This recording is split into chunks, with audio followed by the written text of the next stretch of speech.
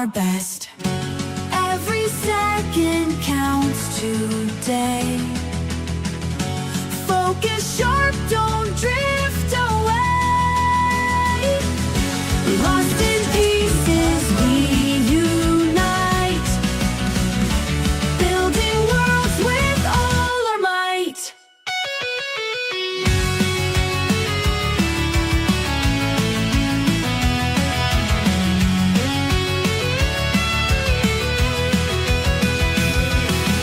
Whispers humming in the air, laughing, dancing without care. From the chaos, order springs, puzzles solved in joyful flings.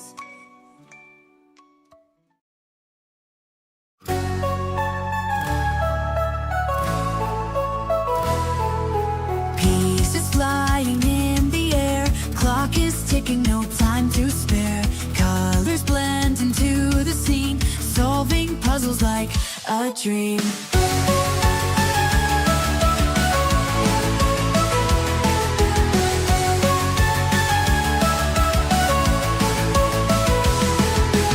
Hands are moving light and quick, got our tricks and perfect flicks. Every corner piece fits tight, speed puzzlers, we own the night. Puzzle mania fills the room, hearts racing, we feel the zoom. Victory is almost near, speed and fun, we have no fear.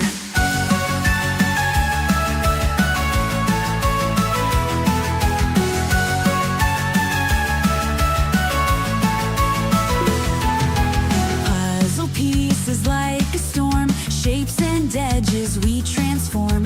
Patterns forming under stress, speed puzzling at our best. Every second counts today. Focus sharp, don't drift away. Lost in pieces, we unite, building worlds with all our might.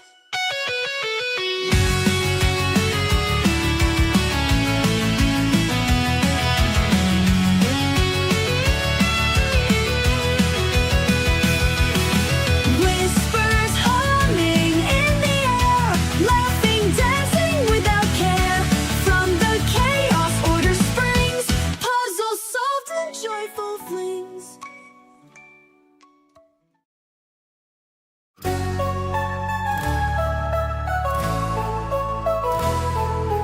Pieces flying in the air, clock is ticking, no time to spare. Colors blend into the scene, solving puzzles like a dream.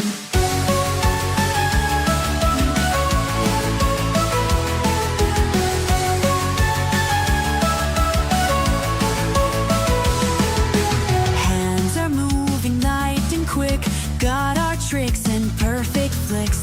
Every corner piece fits tight, speed puzzlers, we own the night. Puzzle mania fills the room, hearts racing, we feel the zoom. Victory is almost near, speed and fun, we have no fear.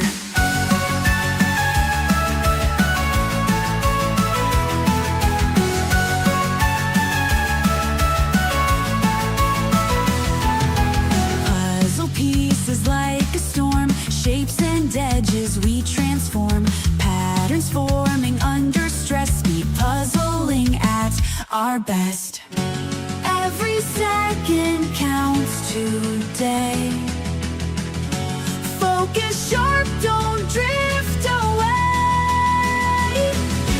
Lost in pieces, we unite, building worlds with all our might.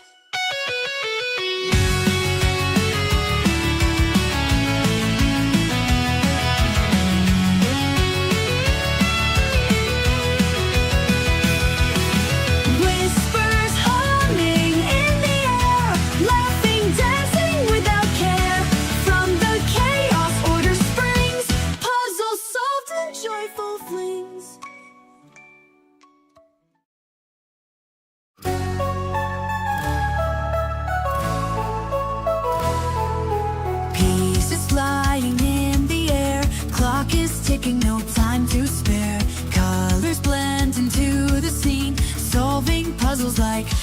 dream.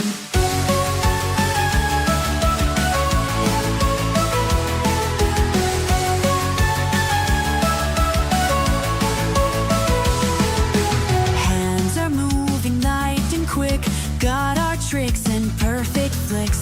Every corner piece fits tight, speed puzzlers, we own the night. Puzzle mania fills the room, hearts racing, we feel the zoom. Victory is almost near, speed and fun, we have no fear.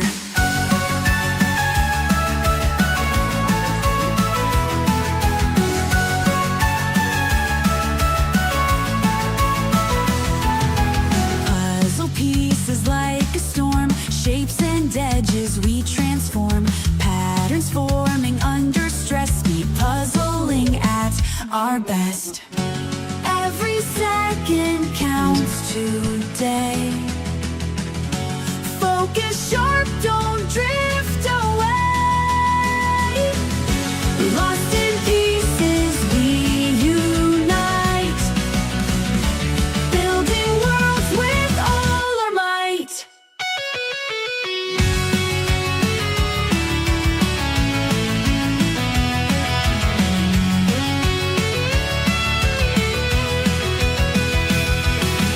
Whispers humming in the air, laughing, dancing without care.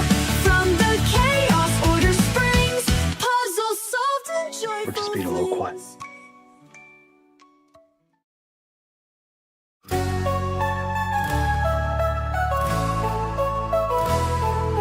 Pieces flying in the air, clock is ticking, no time to spare. Colors blend into the scene, solving puzzles like a dream.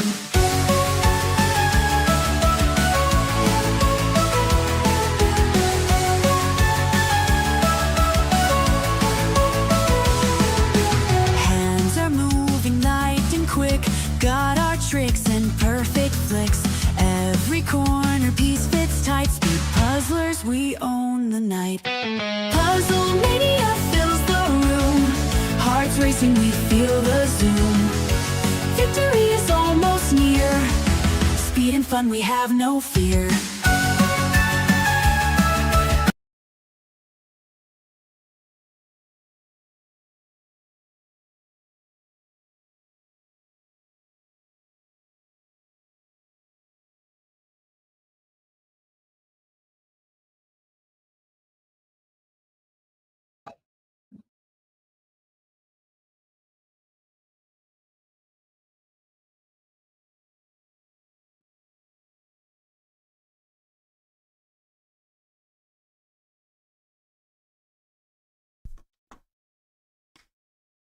All right, good morning everyone and welcome to today's competition. Can you just give me a wave if you can hear me all right? All right, fabulous to have us all with us. Have you all there? Fanny, do you have a question? You just raised your hand. Okay, and welcome. We are live on YouTube, so welcome to our viewers there as well. So today we are having another 50 plus competition. So this is for participants who haven't done a competition or haven't done 6 or more puzzles under 50 minutes. So those who are on average 50 minutes above. So we are live streaming this event here, the main online competition. We also have a parallel meeting with the Flex participants, and we've already had about 10 people who've done an offline submission for this one. So I just need to keep an eye on the Flex meeting as well, but the main action will be happening here in the live stream. Yeah, Fanny, you raised your hand. Do you have a question?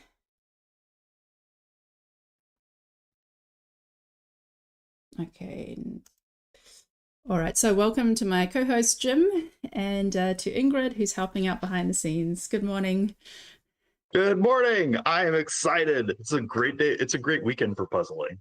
Like the Norwegian Nationals going on. This is the second 50 plus in the same week. Like this is really exciting. Yeah, and yeah, hi Ingrid. We haven't seen you in a while, but great to have you back with us. Yeah, so the theme for today is art styles. And when the participants registered for the live competition, we did ask them what kind of art do you enjoy puzzling? So I'd love to ask Ingrid that question. Yeah, hello everyone. Good to be back. It's always a pleasure to help.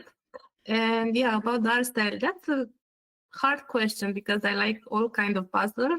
But if I may choose one, I like the fantasy one and the most colorful ones. So yeah. Oh yeah. Fantasy is a whole different art style, all of its own, with dragons and fairies and mystical elements. Yeah. That's one that I haven't actually done myself. Do you have like a favorite puzzle or one that jumps to mind of that style? There are lots of them from Clementoni that I did, but I don't have a favorite one yet. Yeah, and is there any art style that you don't like to puzzle? I don't like puzzle with a lot of flowers because I'm so bad at flowers. Yeah. That's actually a common one. A lot of people trouble with flowers. The last puzzle that I did that I really struggled with was actually at the 10-hour marathon.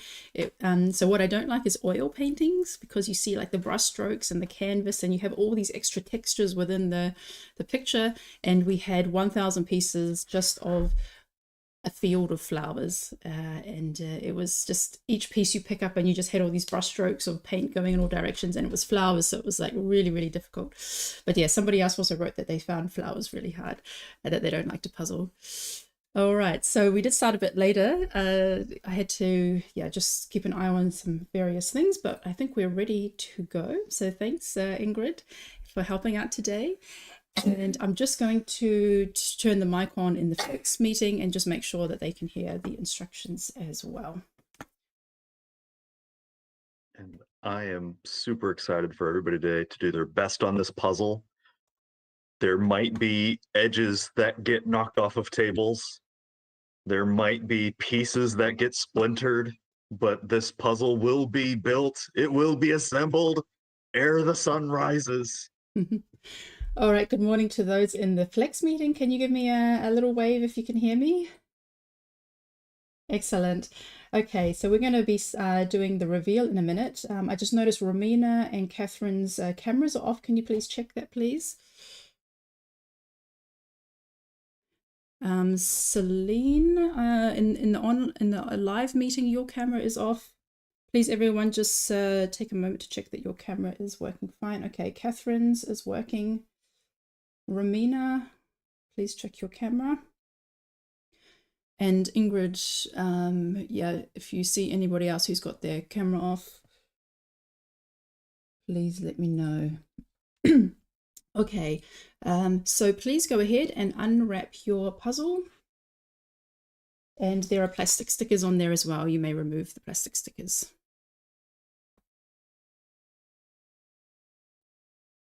What's in the box? Oh, is this an Eeboo? Yes, so this is an Eeboo puzzle. Yeah, so make sure you remove the stickers on the side. They are a bit they're more stickier, stronger bonded than the Ravensburger ones. They're not so easy to peel. Would recommend slicing them.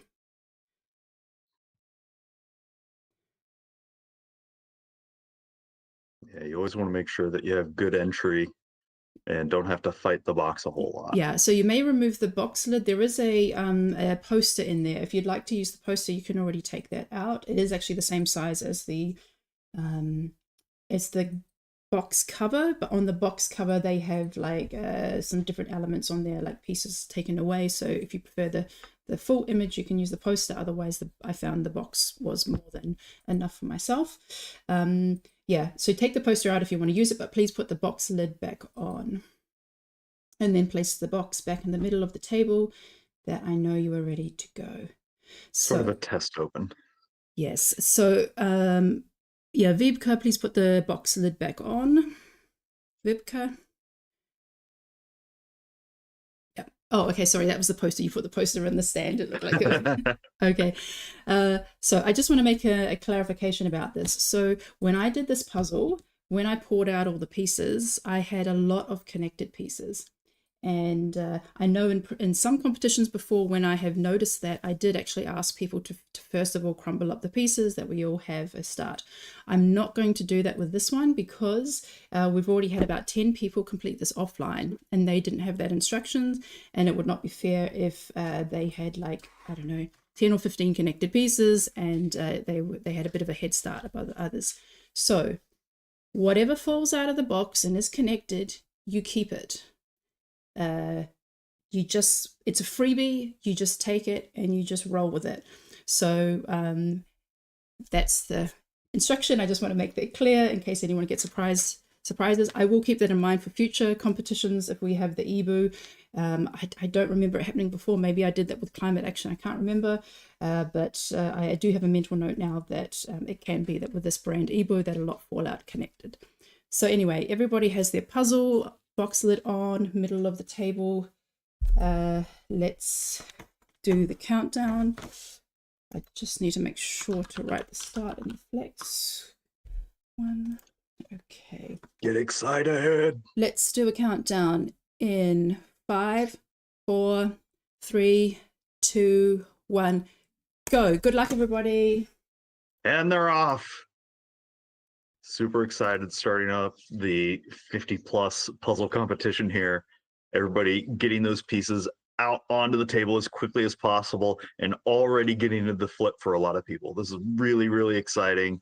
And I'm jazzed to see everybody here this early in the morning on a Sunday to just do some puzzling and have a blast.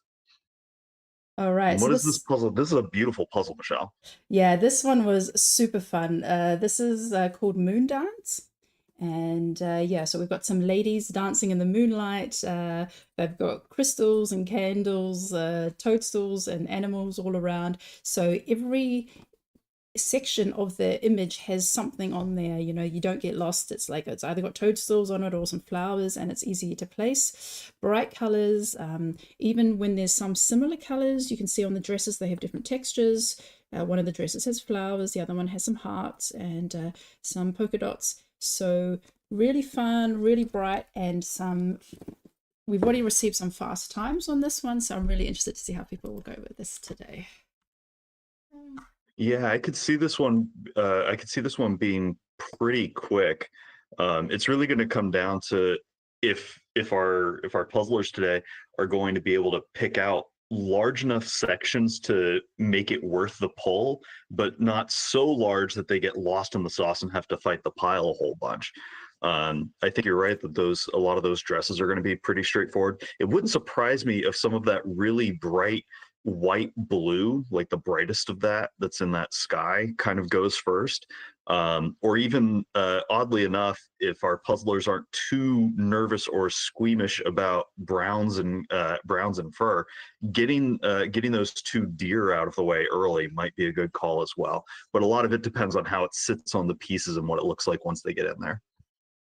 Yeah, so on screen we have Aaron from the UK, Agnes from France, Alexandra from Germany, Amanda from the UK, Angelica from Germany, and Anna from Finland. Yeah, and they're getting into the flip here. You can see Alexandra already has a couple of pieces connected in, I think, that pinkish area, but they are cruising along.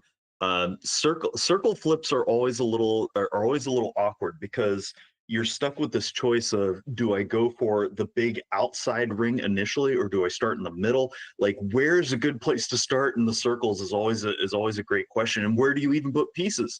Because circles end up taking up so much space in the puzzle that a lot of times whenever you put pieces above and to the side, you can end up losing where some of your pieces are and end up with a split pile that's difficult to work with. So I'm excited to see what people end up working with here. I typically, a lot of puzzlers end up nudging more to just one side with their initial pile and then building out from that. A lot of puzzlers, because that inner circle is pretty unique from a shape standpoint, they'll build that early because the initial center and then 2 rings around it have pretty unique shape sizes. So using that as a target point and then either sunbursting out or making the islands from there can go a really long way. We can see in the upper left there, I think that's Allison, is getting some of those little bit of the yellow together and some of the red and white from one of the dresses, I believe. Yeah, and is making pretty good progress already, along with Amanda, who's doing it looks like a little bit of an extra sort early on here. Angelica is almost done with her flip. It looks like she's doing some sort as well. And Anna is making a bigger dent into those pinks, and is going to start sunbursting out from there. And Alexandra's doing an excellent job as well, has a lot of that initial pink cape with the darker red line as well. Really, really great stuff. And there are a lot of really fast times on my speed puzzling right now. So I would expect that that even though this is a 50+ club, that we're going to see a lot of finishers do their level-headed best, and we might see some people that have a PR for this for a circle type puzzle. I'm not sure how common circle puzzles are are over on that side of the pond, Michelle. Well, we have the circle of colors, but other than that, not many brands have circle colors. Gibson's has a couple, but Eeboo has a lot. So I've only used circle puzzles from Eeboo and Ravensburger in the competitions. Yeah, so everyone's doing a great job, really colorful there.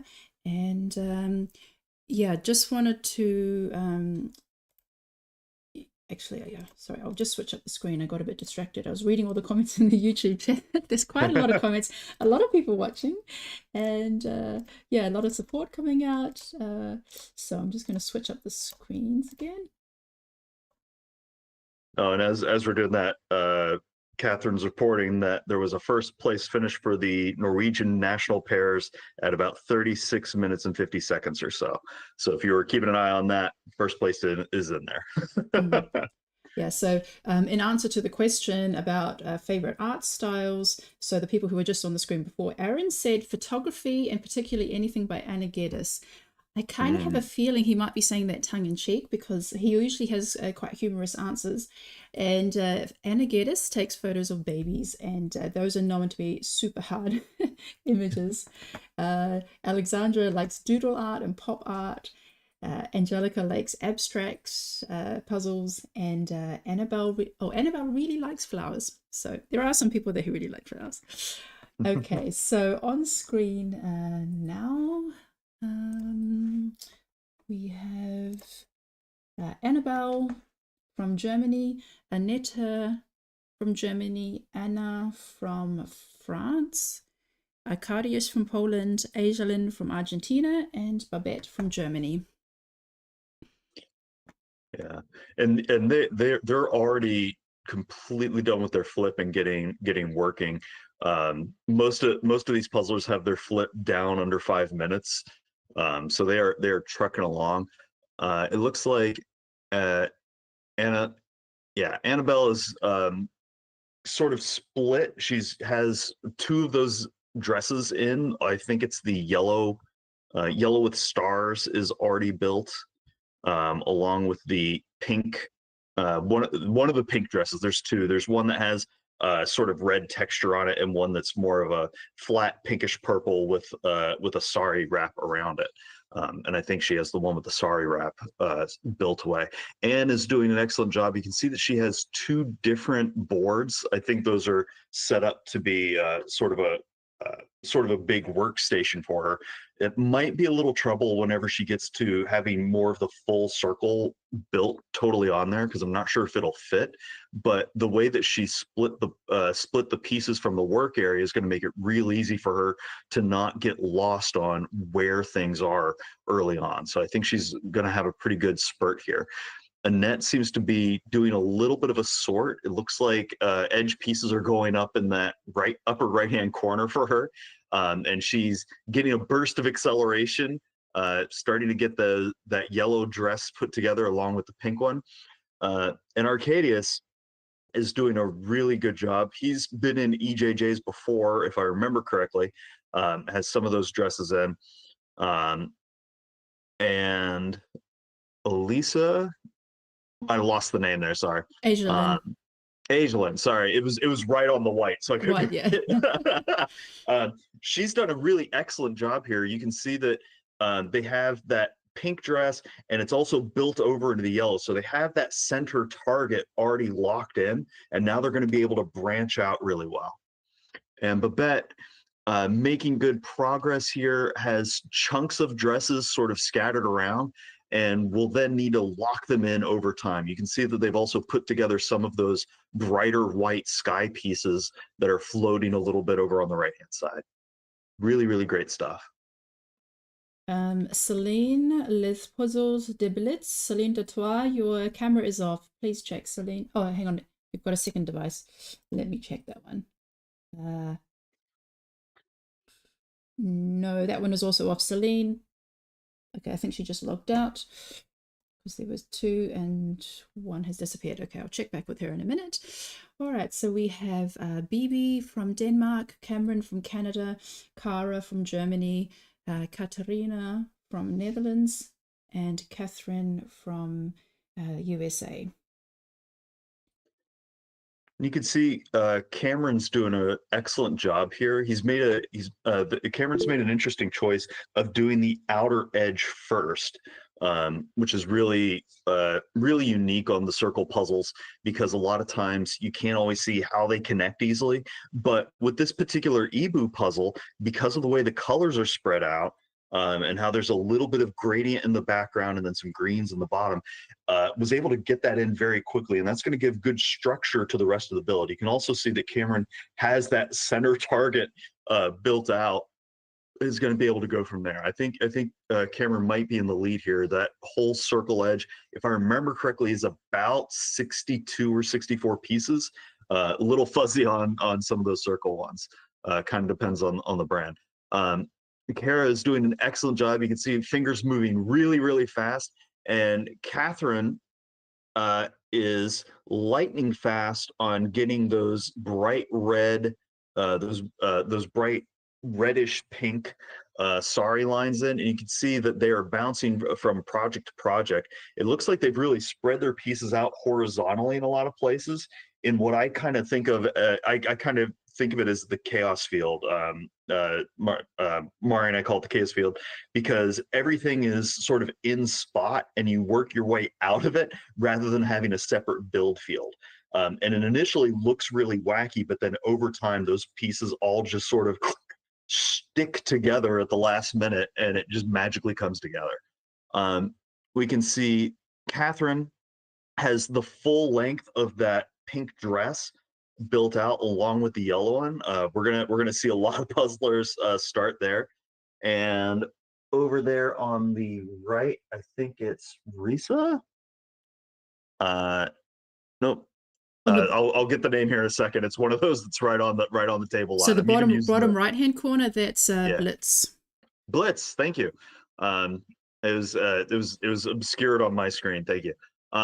They have that center circle along with the pink and yellow dresses, and they've also built out a couple of those floating balls, some of those floating lanterns, and those will be good anchor points going into the rest of the puzzle.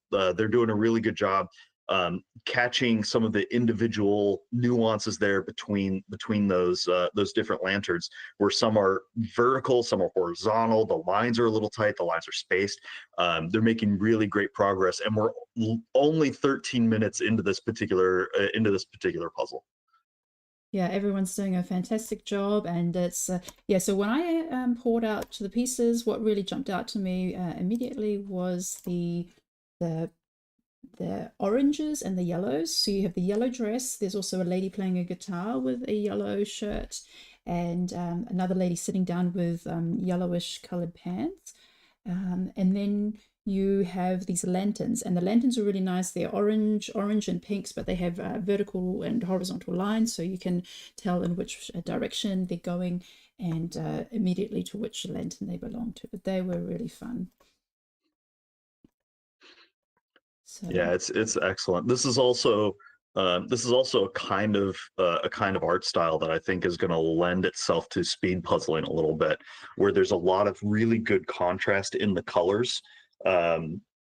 and also a lot of good texture or patterning on those individual colors that make them distinct rather than having to really worry and double check the duplication that can happen in a lot of other puzzles. Yeah, and regarding the art style, I mean, it's a modern illustration, probably drawn on a computer, but you have really nice clean lines. That was something that people mentioned a lot, that they like illustrations with clean lines. And here you really have that. You don't have any murkiness or any kind of like blending in. Some of the features, like the underside of the deer has like a bit of a gradient, or like the moonlight, the sky, but in general, yeah, really crisp image, really great for speed puzzling. So I've just added to the screen Connie from the Netherlands, Daniela from Germany, Dominic from Germany, Eleanor from France, Everly from Estonia, and Fanny from Hungary. Yeah, I think there's also a lot of people end up having favorite art styles, whether they are speed puzzling versus for relaxed puzzling. And especially for speed puzzling, the more distinct the line work is, the easier it is to pick up a piece and recognize where it's going to end up going, because you can see that split really, really easily. Because it ends up being a case where that is super distinct. You can mark exactly where it's going to go. And puzzlers that use dead reckoning or pick and place have an advantage on puzzles where those lines are really clear. Versus cases where it's a little more blurry and what's on the piece may not fly quite as well. But you can see here that Furl is got the pink dress, also is connected across to the yellow, has a few other islands floating around. Evilly also has the pink and yellow dresses. We're going to see that pretty consistent. We're going to start calling that the center target. And they've sorted some of those other pink pieces down. And I think that's going to be a good separation tactic, so that way they can throw those in very quickly as they keep going. Eleanor has some of those pinks and reds. It looks like they're going to try to get all of the pinks and reds out of the way as quickly as they can before moving on to some of the other colors, which is a great tactic. It can lower the noise in the pile so you can keep seeing things. Connie is doing an excellent job here. You can see that Connie has that center target built in, and also has chunks of the outer edge. Rather than doing the whole edge or only island, Connie's using a little bit of both and really putting together what is easiest to see in the moment, which I think is a great tactic for speed puzzlers to remember. You don't have to do everything all at once. 80% is good enough in any one project to then move on to the next one, which is great. Daniela has flown through that bright white blue sky section with a couple of lanterns along with the center target, and is doing an excellent job building out from that. It looks almost like an hourglass shape of the puzzle has been completed there. Really, really well done. And Danique has that center target. You can see that Danique's pieces are spread out rainbow style above, and it looks like they've also sorted all of the edge pieces over to the right-hand side. So hopefully that's going to give them some good space in order to build the rest of that puzzle as they keep moving forward. But I think this is a kind of art style that lends itself to speed puzzling because those color distinctions are really, really clear. And it's also why you see a lot of puzzlers starting in the same spots, because those are the clearest, the clearest and distinct chunks that can be grabbed early on. So I've switched up the screen again. We're at 17 minutes, and everybody's doing a great job. Everybody's in a flow. We see lots of people starting with the dresses or the moonlit area. But it's great to see these nice built chunks coming together. On screen right now, we have Fleur from the Netherlands, Franziska from Germany, Heike from Germany, Helen from the UK, Inga from Lithuania, and Jan from the Netherlands. I really like Inga's setup here. You can see that Inga has some of those lanterns off to the side, and also has that center island built out very quickly. Over on the lower right, you can see Jana Also has the center islands is getting some of those lanterns in. I think the hard part for some of the puzzlers is knowing when to shift islands to where they're going to belong.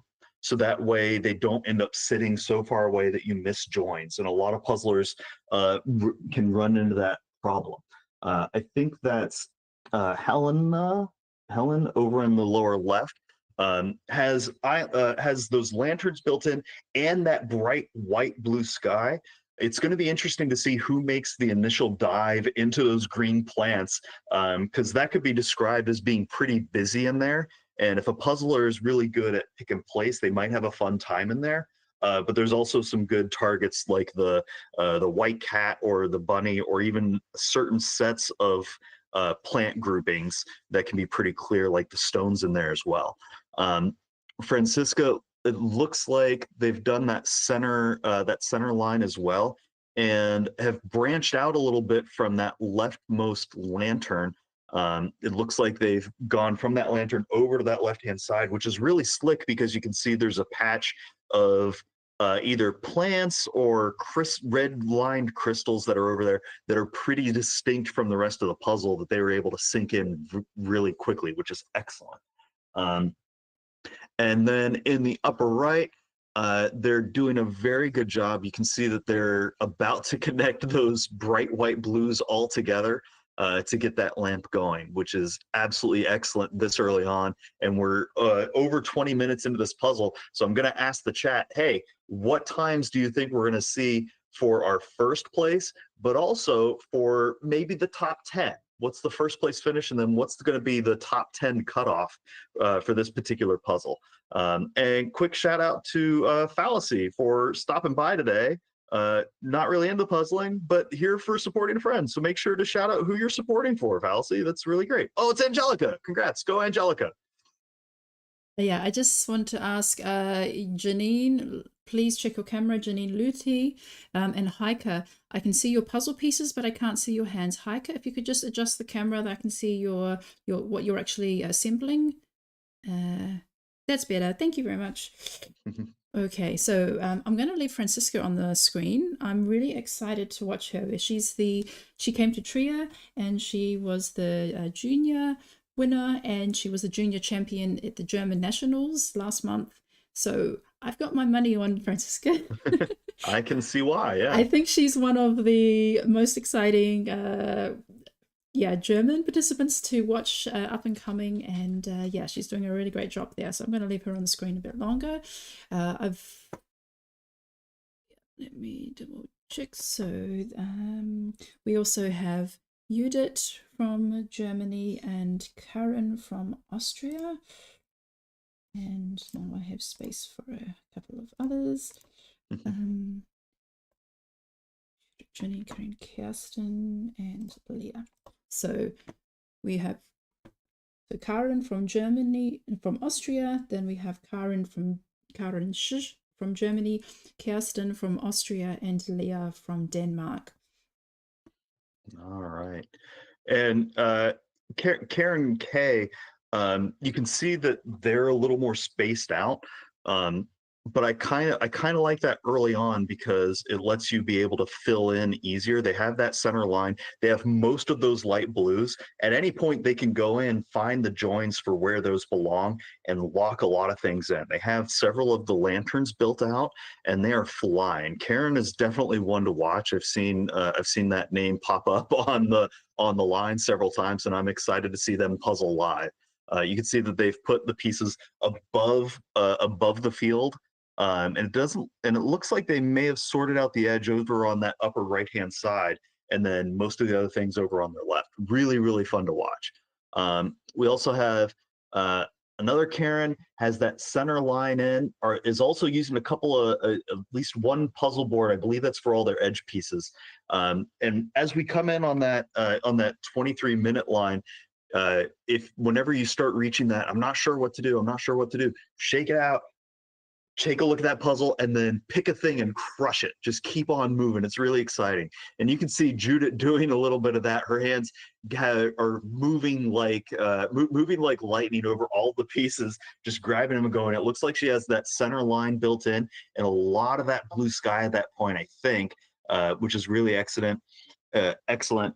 I can see Lee has done a good job of getting that center, and she's also got Lee also has several of the heads along with just the dresses, which I think is going to be might be a little tricky on this one because those hair textures can be a little difficult to discern on the individual pieces, but there are lines in them that can be pulled out, but I think it's just a little fine and might only cover one or two pieces. So being able to discern where those are and grab them early is great. We can also say that Lee has built down into that grassy area and has that white cat built out.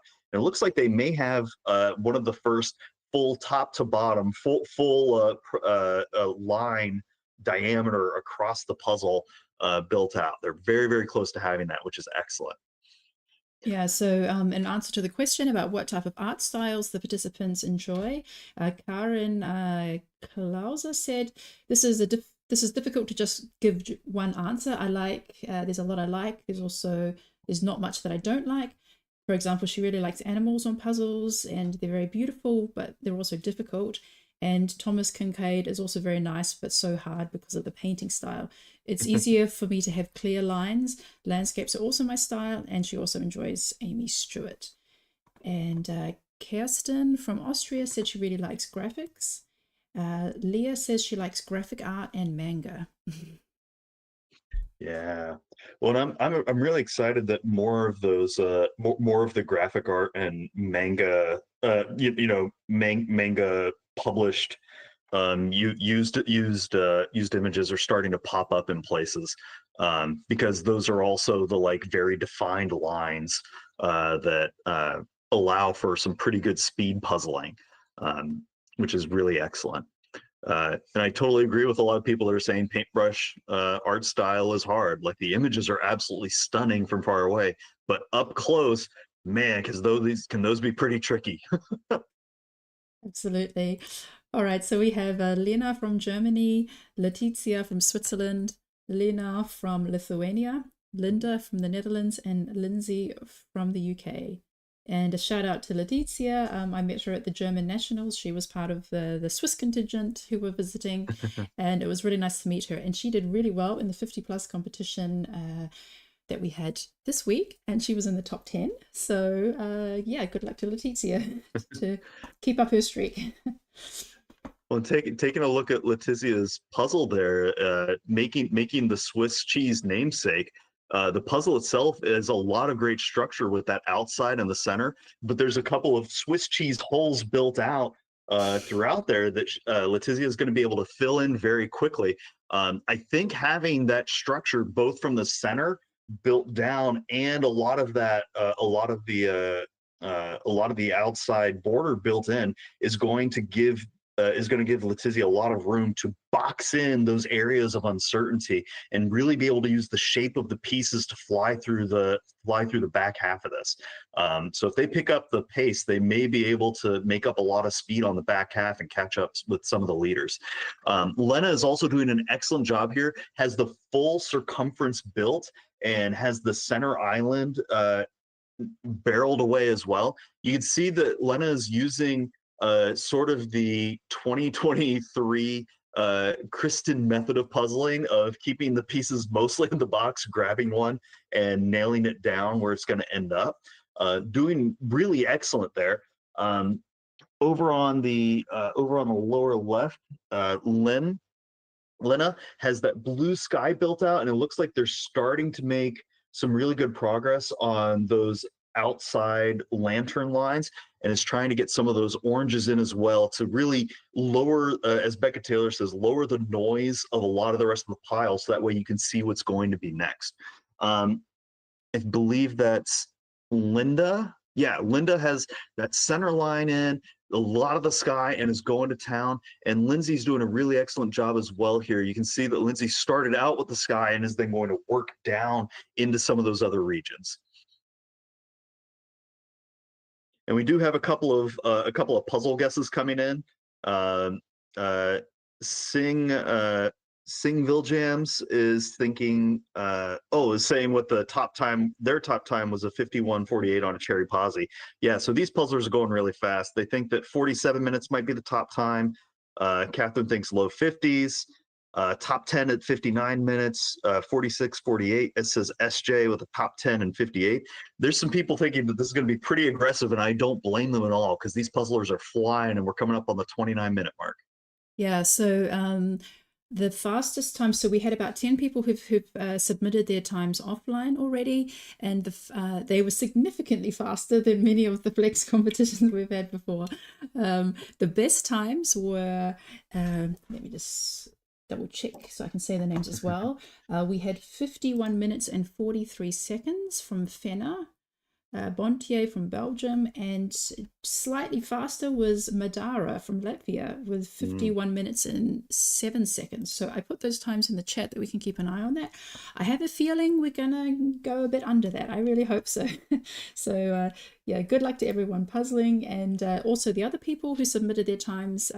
Not one person yet had to count pieces, so that was really, really encouraging. Everyone managed to finish it within the 2 hours from that. So we're really hoping that everyone finishes today. All right, so I've added to the screen. We have Liz Rose from Germany, Maeva B from France, Melina from Germany, Maria from Germany, and Mariana from Germany. All right, the Germany M's starting to come into play here, and you can see Mariana has done an excellent job of getting that upper sky, and also has some of that border built in. You can see that they didn't try to do the border outright. It just sort of came together as they were working on individual chunks, which I think is a really great call, especially on the circle puzzles, where sometimes getting that whole circumference in can be a space encumbrance, as it were, and kind of be problematic. But they have almost that full center built in, which is really, really great progress at this point in the game. Maria has also done that center. You can see that their pieces are spread out around the puzzle in that rainbow formation, and they're grabbing a piece at a time, trying to get them sunk in. And I think over there, yep, that's Maria, has done an excellent job getting that top sky and center built in. You can see that they're starting to sunburst out into those edges from some of the lanterns, making making a pretty good dent into things at this point. I'm curious who's going to start working on those cacti at the bottom, because if you see those 3 cacti, you could make a quick run, grab those chunks or even those stones and put them in. I'm also excited to see who's gonna try to go for getting either that dark blue tree or that off purple red tree and try to plug those in rapidly, because that's going to be a really big line across, but it's also a ton of pieces. So whoever's really strong on line work might enjoy going in on those. Yeah, I just wanted to give a close-up again of the image, because I think you can tell when somebody designed a picture for a puzzle, because you don't have any dead space. I mean, even if you look at the trees up here, you have a crow, a snake, an owl, there's a raven flying across the moon, and even here you've got like this firebird, and just even, yeah, when you get to the greens, everything has something on it. So you can basically pick it up, check the image, and pop it in where it belongs. I don't think anyone's going to lose their flow here. If you can't find something immediately, just put it off to the side, come back, you'll figure it out later. But yeah, everyone's doing a great job, and I'm really excited to see how we go. We haven't reached the end of the alphabet yet. I started at A, so let's check in now with the M's. We have, we're at 32 minutes. Yeah, this is definitely a case where whenever the puzzle doesn't have a lot of duplication, either in the background or the foreground of what you're looking at, it makes life easier for the puzzlers. Yeah, so we have Marina from Sweden, Matthias from Germany, Mayday from Poland, Marilyn from Estonia, and Mia from Finland. And I'm really excited to see Matthias puzzle live. Every so often I get to see some of his work on Instagram, but it's really great. You can see that he has that center almost top to bottom circumference built in through the cat up to that blue sky. Has those lantern islands built, and I believe he's starting to go in on some of those browns. We might have our first deer sighting. Oh dear. Or in some cases, dear God, he's going for the deers. So I'm really excited to see how quickly those can be put together. Really well done there. You can see that Mayday has a lot of patchwork through the circumference along with that center line. They have some of the sky, but it's also extended out to the side over that red crystal area. So they're going to be able to go in. And once they decide to do a cleanup of one of those areas, because there's such distinct artwork in the background, they're going to be able to just pick those pieces out and sync them really quick. The lighting on there might be giving them a little bit of glare, but they're going to be able to fight through it. Maryland, it looks like, has almost that whole right-hand side, middle right-hand side built out, and the center line down through the cat. I think the cat is the lower anchor point here that a lot of people are going to be able to move out from, because it's really distinct. It's a bright white with a green background, and whenever you do a feature +1 tactic to sink some pieces in, it makes it real easy to grab sections. Mia has almost the circumference done in the sky. You can see that Mia has a little bit of a split pile, but I think a lot of it is edges, and they're going through for those edges right now, sinking them in as they go about, which is excellent move right here. And then in the upper middle, you can see that we have a puzzler that's standing, protecting their back as best they can, and really making excellent progress. They have the center that center ring of couple of dresses in. They have some of the some of that upper border built out, and trying to figure out what to do next. As we come up on the 36-minute mark here, you're going to see some puzzlers start to slow down because they've been going for a while trying to keep a high level of focus. Some of them have been hunched over the tables, so there's a little bit of a fatigue that sets in at this point.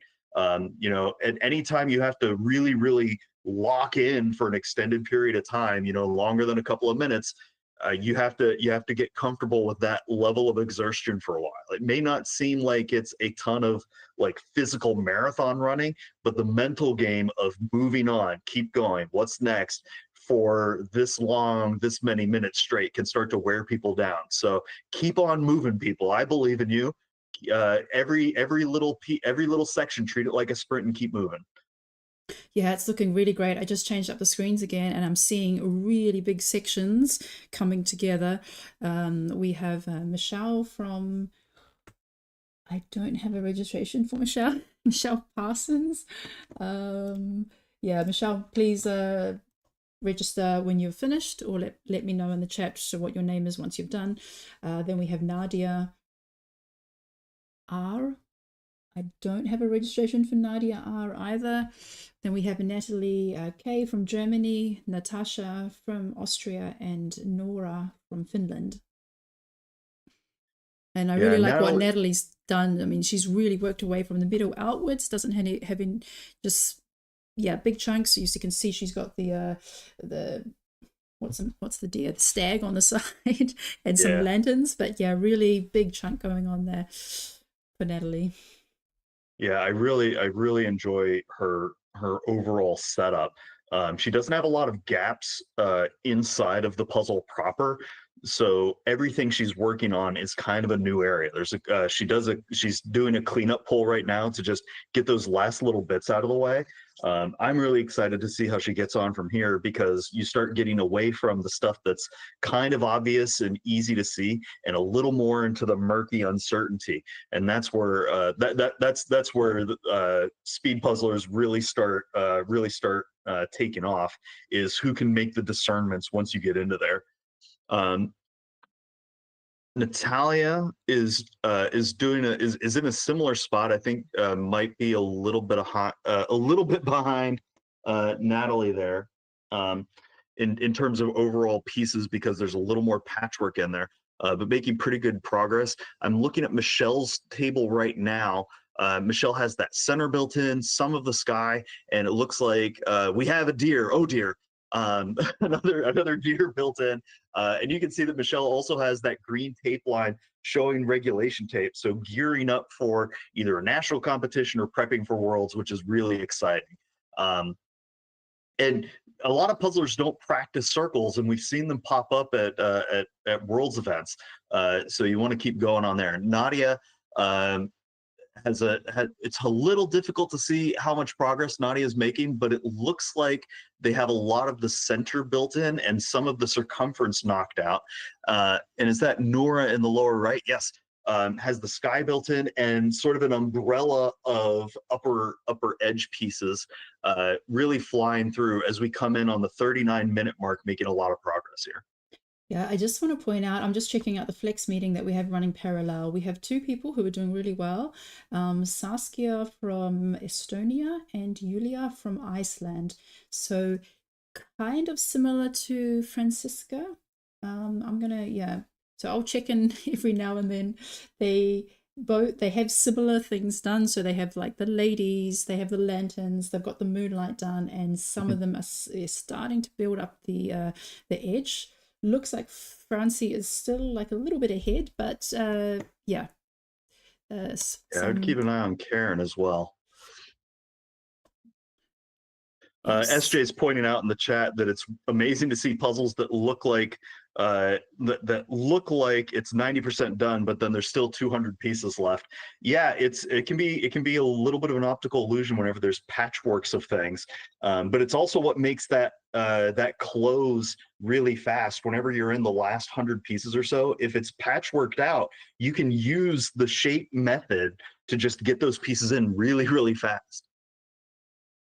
Yeah, so we have on screen now Sabrina from Switzerland. So we're almost at the end of the alphabet, just got the S's to go, and a few more. Then we can focus in on who's in the lead as we come up to 40 minutes. So we have Sabrina from Switzerland and Sandra Paredes. A special shout out to Sandra Paredes from Peru, our first participant from South America. Hey! Yay! And she is actually in South America, so this package went all the way to Peru. We're very happy that the puzzle arrived last week in time that she could participate today. And yeah, first participant from South America. We also have Sandra from Switzerland, Scarlett from the UK, and Smilla from Sweden. All right, and I really like Sandra's setup here, and you can see she studies the image for a moment and then goes over to the pile. She peruses through that in order to get a couple of pieces in, as is the country's namesake of Peru. Sabrina's also doing a solid job here.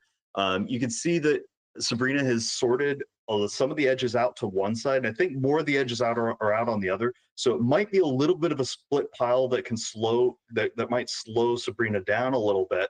But it looks like those edges are sorted in a way where it makes sense that they can group them in and sync them very quickly. Over in the right, I think that Smilia has that center diagonal built all the way and almost going from left to right as well, has a huge amount of center and might have mostly the lower greens left and then some of the sky. They're making excellent progress here, and you can see that they have all the pieces low and close to the end of the table where they're at, so that way they can grab them quickly and sink them into the puzzle. I'm always curious where folks end up putting their piles. They put them high, low, all to one side, and it's a real I'm always curious how they end up splitting things, and it might be the case that they've sorted this out to make life easier for them coming in towards the end. Sorry, I've had to switch up the screen. I've been told someone is close to finishing. Okay, Leah is doing amazing. I'm just putting Leah on the screen. Yeah. Karen and Annabelle on.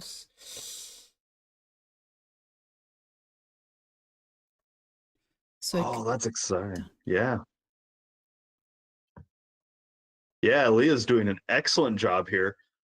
Has maybe about 100, maybe somewhere between 70 and 100 pieces left. They are flying right now. I'm definitely need to hit the tag for them.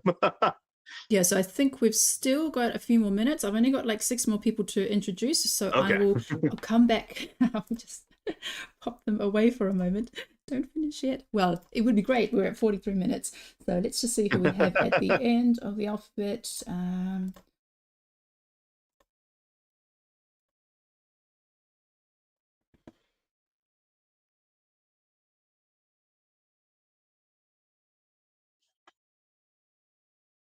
Yeah, Okay. I think Leah, Karen, and Annabelle are in the lead right now. It's going to be a tight race coming into the end here. Yeah, so we're almost at the end. So let's introduce Sophia from Portugal, Stephanie K from Germany, Teresa from Czechia, Valentina from Belgium, Vibka from Germany, and Zoran. I can't see a registration for Zoran. Please write your name in the chat. Yeah, it looks like Stephanie K might be in the lead in this particular group of puzzlers, and you can see that Teresa has done the full line of that red tree, and has that built out, and is using that as like an anchor to move around from there. I can see that in the lower left hand, trying to finish up that edge quickly. You can see a lot of puzzlers get that like second wind to move just a little faster, get a few more pieces in. They are all doing an excellent job. Yeah, this is really exciting. Go, go, go. All right, yeah, so Teresa and Stephanie K doing really well in that group. Also Valentina. But I think it's going to be Leah. Hang on. Karen, other Karen.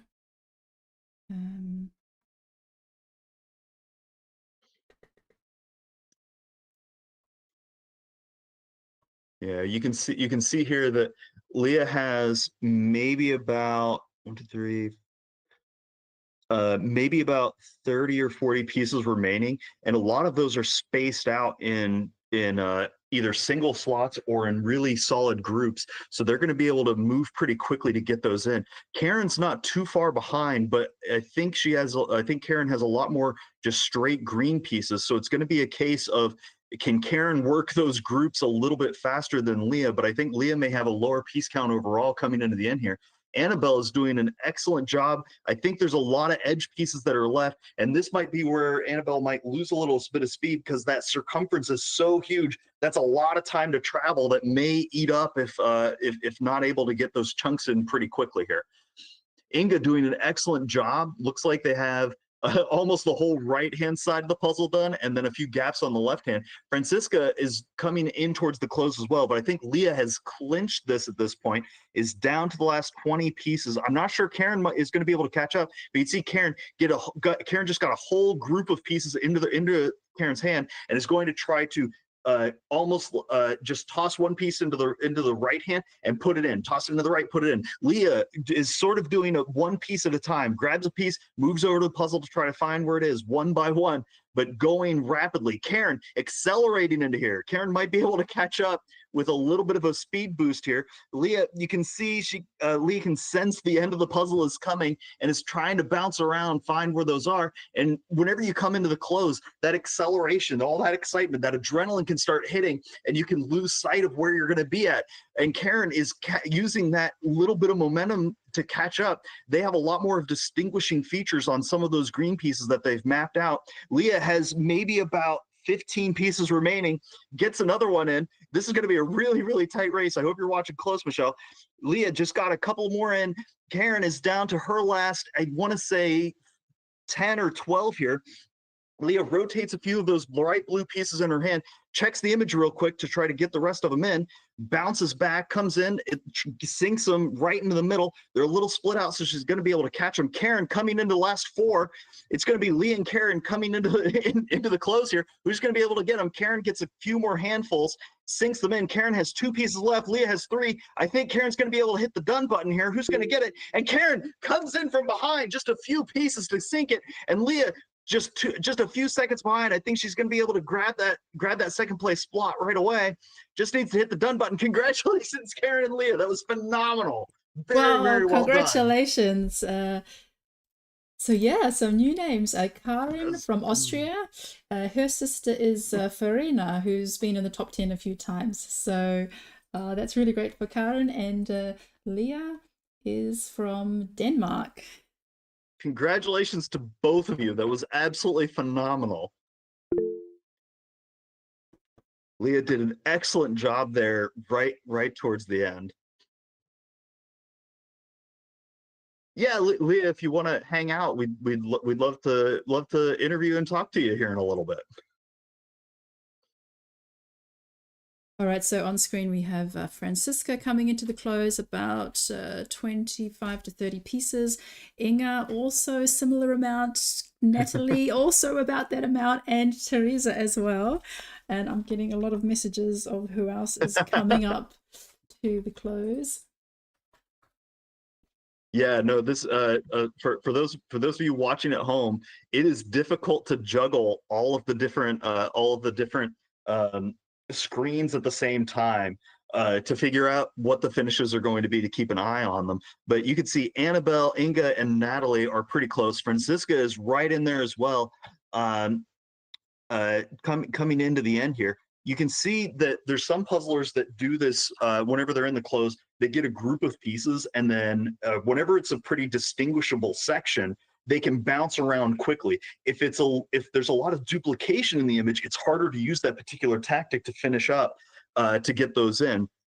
You'd see Annabelle has edges remaining and is trying to do a big sweep to get him closer to her. Francisca only has a hole in the left-hand side. I think it's maybe about 15 pieces remaining. Natalie is a few pieces behind. I think Natalie and Annabelle are going to be fighting for 4th and 5th, but Francisca might be able to have 3rd place locked up here. Inga is also coming into her close. You can see that there's a handful of pieces. There's sort of a bigger gap down at the bottom, so it's going to be a game of who has the better lighting to distinguish some of those individual pieces. But Francisca closes really quickly in that left-hand side. You can see has dumped the pieces, sinking them in left, right, and Francisca locks in 3rd place. Congratulations, Francisca! Very well done. Congratulations! Just over the 50-minute mark. Excellent job. Now it's down to Natalie and Annabelle. We'd see Natalie has a bit of a split pile, but I think there's only about 20 pieces there. Annabelle, a little hard to see if there's anything on the far side, but Annabelle's just cleaned up those edge pieces. You can see that Annabelle's going one at a time, being very methodical to get those in. Natalie using both hands to try to get a little bit of a boost around this huge behemoth of a shaped puzzle. Inga has that lower chunk left. I don't know if she's going to be able to catch up to Natalie and Annabelle. Mariana snuck in under the radar. Congratulations, Mariana. I didn't have you on my screen. Very, very well done. Yeah, Mariana, just with Mariana, 51 minutes. Amazing. Absolutely phenomenal. Natalie and Annabelle and Teresa is also coming into their close. Very rapidly catching up here, trying to keep an eye on everybody. But I think it's Natalie, Teresa, and Annabelle coming into the last slots here. Into the next positions, trying to get them out. Natalie has only 2-3 pieces left, trying to sink them. Inga just behind. I don't think she's going to catch her. Natalie is going to lock up the next position. Hit the done, Natalie. Hit the done button. We believe in you. Just got to reach. There it is. Inga has 2 pieces left. Just a few seconds behind. And Teresa sinks in the next slot. Congratulations, Teresa. Those all came in at about the same time. So and we'll Inga have to as well. Congratulations across the board. That was phenomenal. Well, we had 7 finishes now. Absolutely amazing. Absolutely amazing. And we're still under the 52-minute mark. Very, very well done. So those of you playing at home, I saw somebody guess most finishes under 58. They're gonna be hitting that pretty strong. Oh, SJ almost had it exactly at the 60-second mark. And Danielle is going to finish up here pretty soon. You can see her getting those last couple of pieces in. Yeah, I always enjoy watching the close on different puzzles because the art style kind of dictates what they're going to do. Danielle gets that finish. Congratulations, Danielle. And then who do we have coming up next? So we've got Helen, Cameron, Stephanie K, Linda, and Acarius. There we go. Yeah, and this is going to be a pretty tight battle here. I think Cameron's a little further behind, but Cameron and Arcadius might be pretty similar. But Helen is going to be able to close this out pretty quickly. You can see that they only have things on that left-hand side of the puzzle, a few gaps, but I think she's going to do it, and she gets the done button. Congratulations, Helen. Very well done. Oh, it's moving really fast here. Oh, I knew this one would Yep. be fast. It was such fun to do with this one. Really, I got a really good time on this, and I'm really glad to see everybody else is getting a really great time. Yeah, if you whenever you wrap up, if you end up over in the YouTube chat, let us know how did it feel? Did you hit a PR? Did you hit a PR for a circle puzzle? I know not everybody does those. Marilyn doing an excellent job here. Might be able to catch up and overtake Arcadius. Along with Stephanie, I think Marilyn's going to be able to beat this out here using both hands in order to catch up here. And I believe up in the upper right, is that Lissa? Or Linda, doing an excellent job as well. I think Marilyn's going to be able to take in this next slot, though. I'm not sure Linda's going to be able to catch up. Arcadius starting to have that little bit of physicality slow down. We can see Cameron gets a second wind. His hands suddenly moving very rapidly, realizing that the close is in place, so he's going to be able to catch up here. But I'm not sure he's going to be able to overtake Marilyn, but he's definitely earning himself a couple of slots here. Stephanie down to just those greens. Marilyn closing out. I think there's only about 12 pieces or so. It's hard to see what's on the far end. And in the lower right-hand side, I can't fully see the name because of the coverings. It's Valerina. Has some of those greens remaining, but it's a little spaced out. I think Marilyn's going to be able to close this one pretty quickly here as we come into the last slot. There we go. Bounces back and forth a little bit. Only has one piece on the right-hand side and about 3 on the other. We're going to see Marilyn close this out. And then it's going to come down to, I think, Linda. If Linda can get those hands moving, Linda's going to be able to take the next slot here. Yeah, and I just want to point out that because we are running the parallel flex meeting and some people have submitted their times offline, that the times will be combined. We've just had 3 people finish in the flex meeting. The first was Ramona from Switzerland at it says 52 in the timestamp, but I know we started late. So we've had about 13 finishes so far, and yeah, the final results will come out. So this is just a the preliminaries, you could say, and then there'll be some other results added in, but everyone's doing really great, and we still would like to have a chat with those who came top 3 in this call and on the live stream, and it was really exciting to watch. And congrats, Marilyn, good job. So many finishers under the 56-minute mark. Absolutely phenomenal. And Linda did a great spin move there to get those last couple of pieces in. Congratulations, Linda, got those in. I really like you being able to use the circle as its own little rotation table to make some of those gaps closer to you. Some puzzlers get disoriented whenever the orientation of the puzzle moves around, but if you're just in those last little bits of, I know the shape, I just need to reach it, go ahead, turn that puzzle towards you and sink those pieces in. So I was watching the flex, so now I just need to make sure we have the next group of people on the screen. They're coming in really fast. Yeah, they are rolling in. We have so many people coming in under an hour here. This is really exciting. Steffi K heading in towards the close. We're going to see if they use both hands in order to try to get a grab of those pieces to sink the rest of them. Letizia making excellent progress here, is down to just the greens, and I think whoever's in the lower right here, is that Elisa, has maybe about 8 pieces remaining that I can see easily. So they're going to be able to get these last couple in. Cameron making a really big blast to get these last couple of greens in, making up a heck of a lot of time in order to catch up. And Arcadius hits is going to hit done. Very well done. Along with Aileen. And Aileen had a few extra pieces there. Congrats. Please send us a photo of your extra pieces. Somebody else had a missing piece. Maybe we can match them up. Very well done. And yeah, we can see Cameron coming in, Letizia coming into the end. I just put Smilla on. She's only got like 5 pieces left. Go, go, go, go. You can do it. They're Close it rolling out. in. Yeah, that little bit, use that little bit of adrenaline to your advantage, right? Adrenaline helps you move faster. So harness it. Make it part of your movement. Cameron finishes. Congratulations. That was a really excellent speed boost that you had at the end there, man. Absolutely phenomenal. There we go.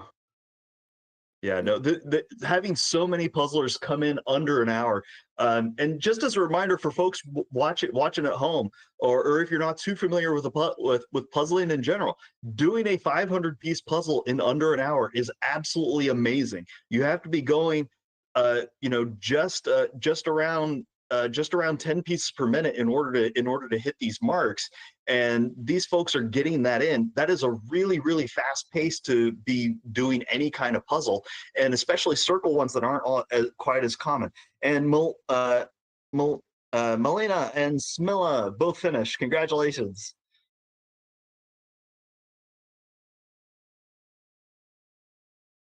Yeah, you can see a lot of folks coming into the close here. Remember, even if you hear other finishes being called out, don't let that discourage you. Have that be a cheering, right? Every time somebody cheers, even if it's not for you, they're actually cheering for you getting one more piece in. Use that excitement to propel you forward a little bit and not get discouraged. Every time somebody finishes, it's just a way to say, hey, somebody did this fast, I can too. So let's push let's push it. Can I be a little more physical? Do I need to change the lens at which I'm looking at the pieces? Do I need to go for the background first rather than the foreground? Can I look at the shape?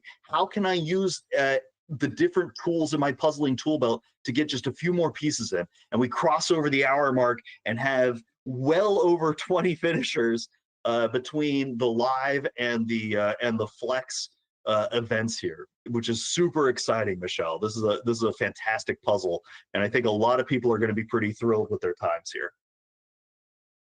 Yeah, it's just rolling, and there's just every time I check, I can see more people who have just got a few pieces left or a few patches.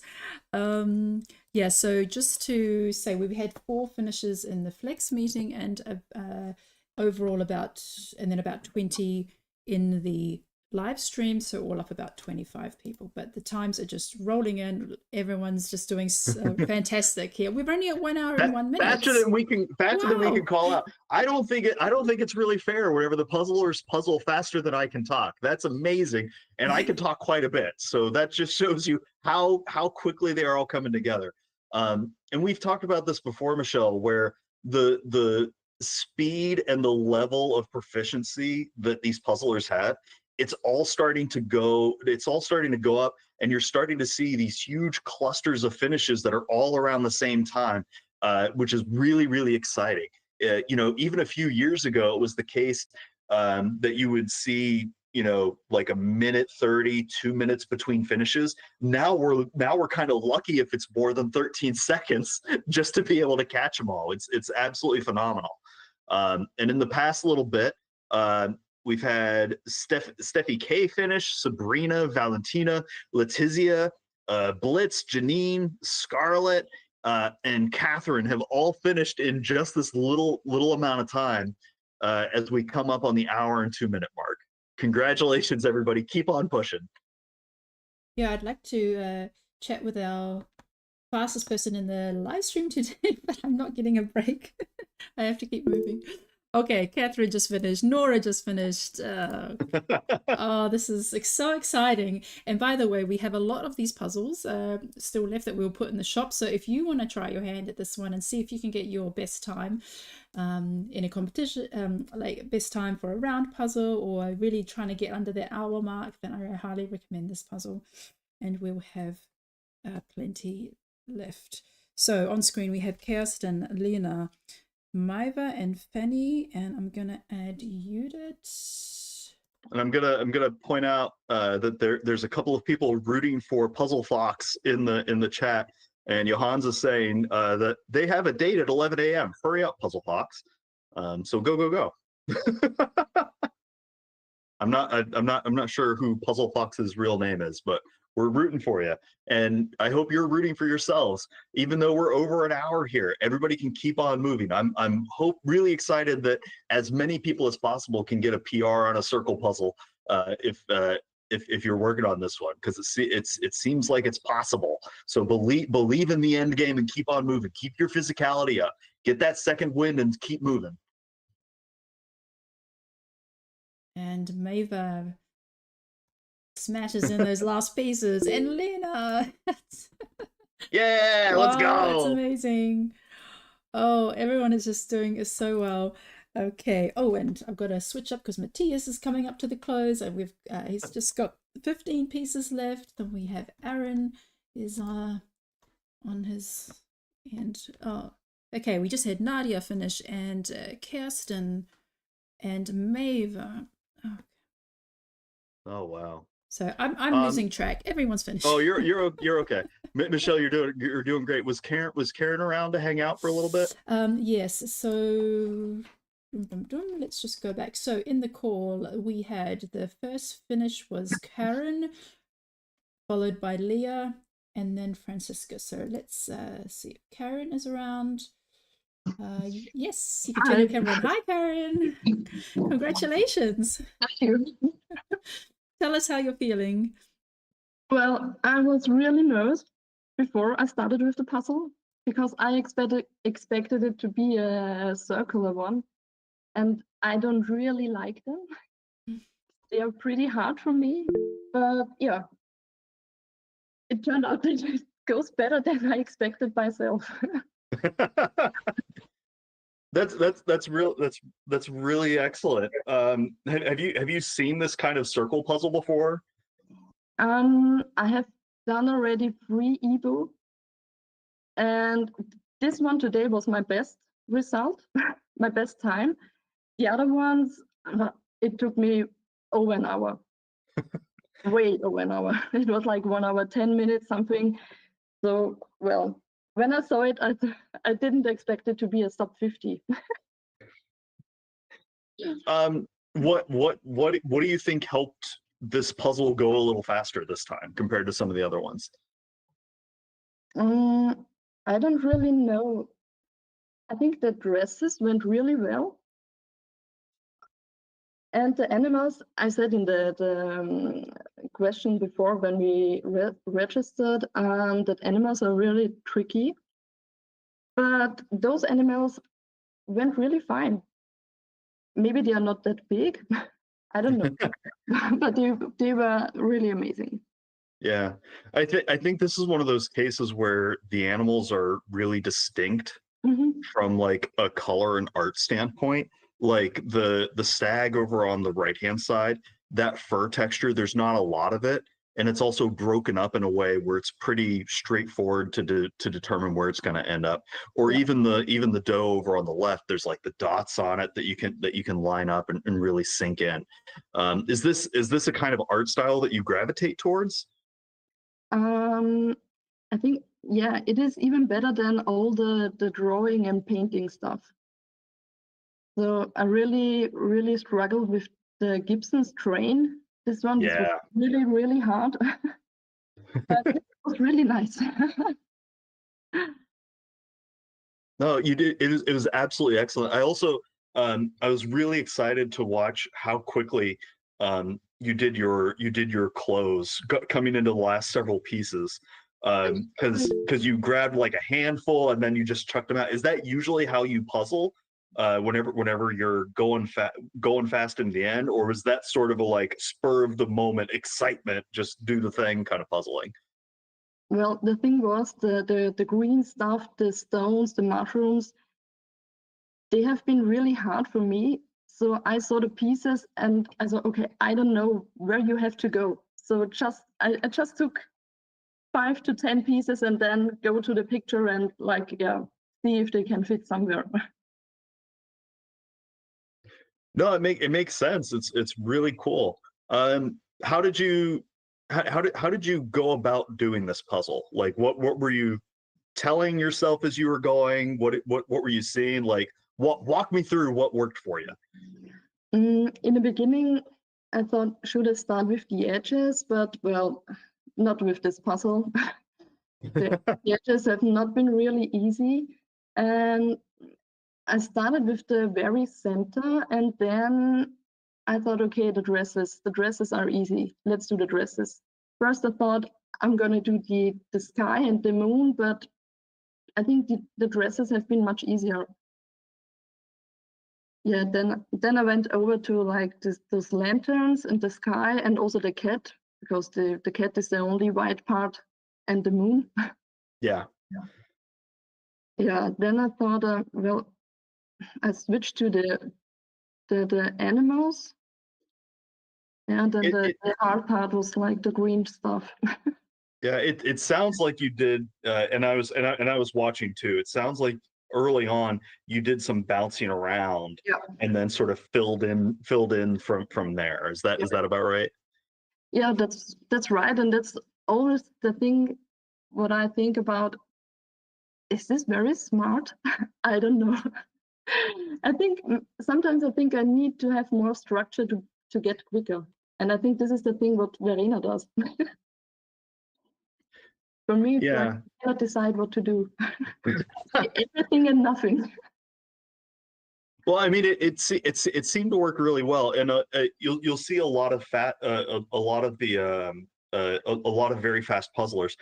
If they feel a slowdown happening, they'll jump to a different project for a little bit, and that seemed to work very well for you on this one. Where as soon as you were done or you felt a little slowdown, you just moved to something else. Like you knew the greens were going to be a problem, so you just worked on other things until you came to them, which was absolutely excellent. Yeah, that's why busy puzzles are really hard for me. There's so much going on the puzzles. Like if you have some like landscapes, there are maybe 3 or 4 different sections, and you can decide, okay, let's do the sky, take all the blue pieces, and then you can stay with the sky. Yeah, and busy puzzles are like, okay, 3 pieces the sky, 3 pieces something else. Where? I cannot find it. I totally get you on that. Well, we haven't gotten to like really chat with you before. Tell me a little bit about you. How did you get into puzzling? How long? Like, I want to know all the puzzle things about you. Yeah, well, we started puzzling when we were kids, like my sister, my dad, and me. But we just did it for fun. And after a while, like when we got older, we stopped puzzling. We still loved it, but yeah, we did some other stuff.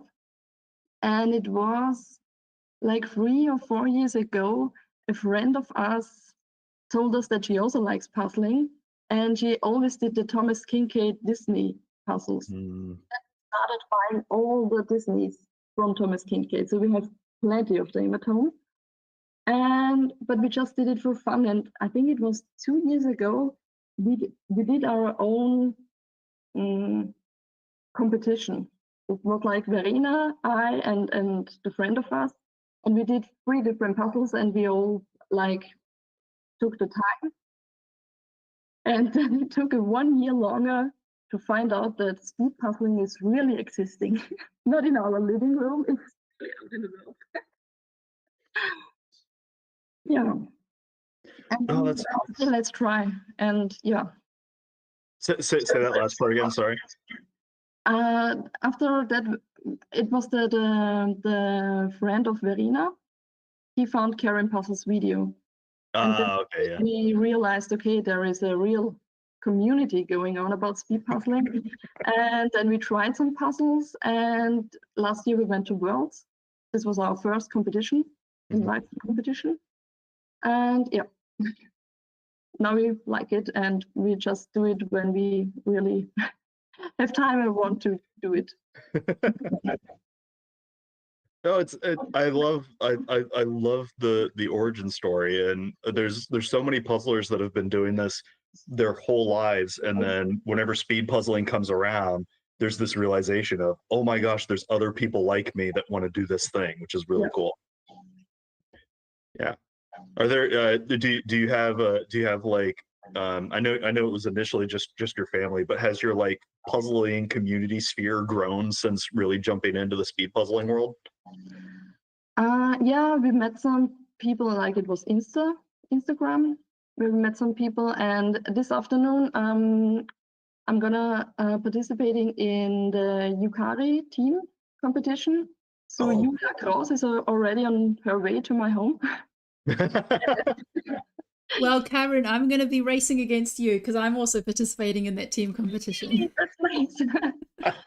Yeah, the other participants are Cornelia Spretzer. Oh, that's really exciting. Yeah.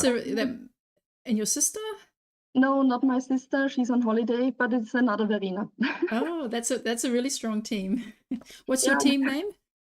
I don't know. I think we called us Austrian Puzzle Friends. I don't really remember. I don't know. Well, my team is called the Ladies of Trier. So that's nice. That's nice. I'll look out for the Austrians. Yeah, but first of all, we thought the team competition will be in February. So we wanted to participate with Verena, my sister, Conny, and Simone, the pairs partner of Conny. But then, yeah, it turned out that this is in March and not in February. So, yeah, we had to look for some other teammates because Verena is on holiday and Simone also somewhere else. Yeah. Yeah. Well, and there's always somebody that's excited to jump in and be part of a team, which I'm more and more thrilled about. Do you get to do a lot of like pairs and teams, or have you been kind of solo puzzling for the most part? Well, I really enjoy puzzling as a pair with my sister because I think we really improved.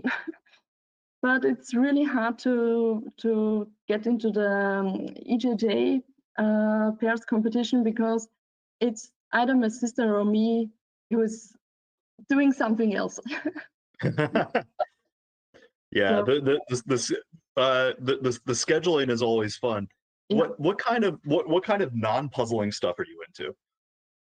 Well, we have 2 cats, so Got it. The 2 kids that would do most of it.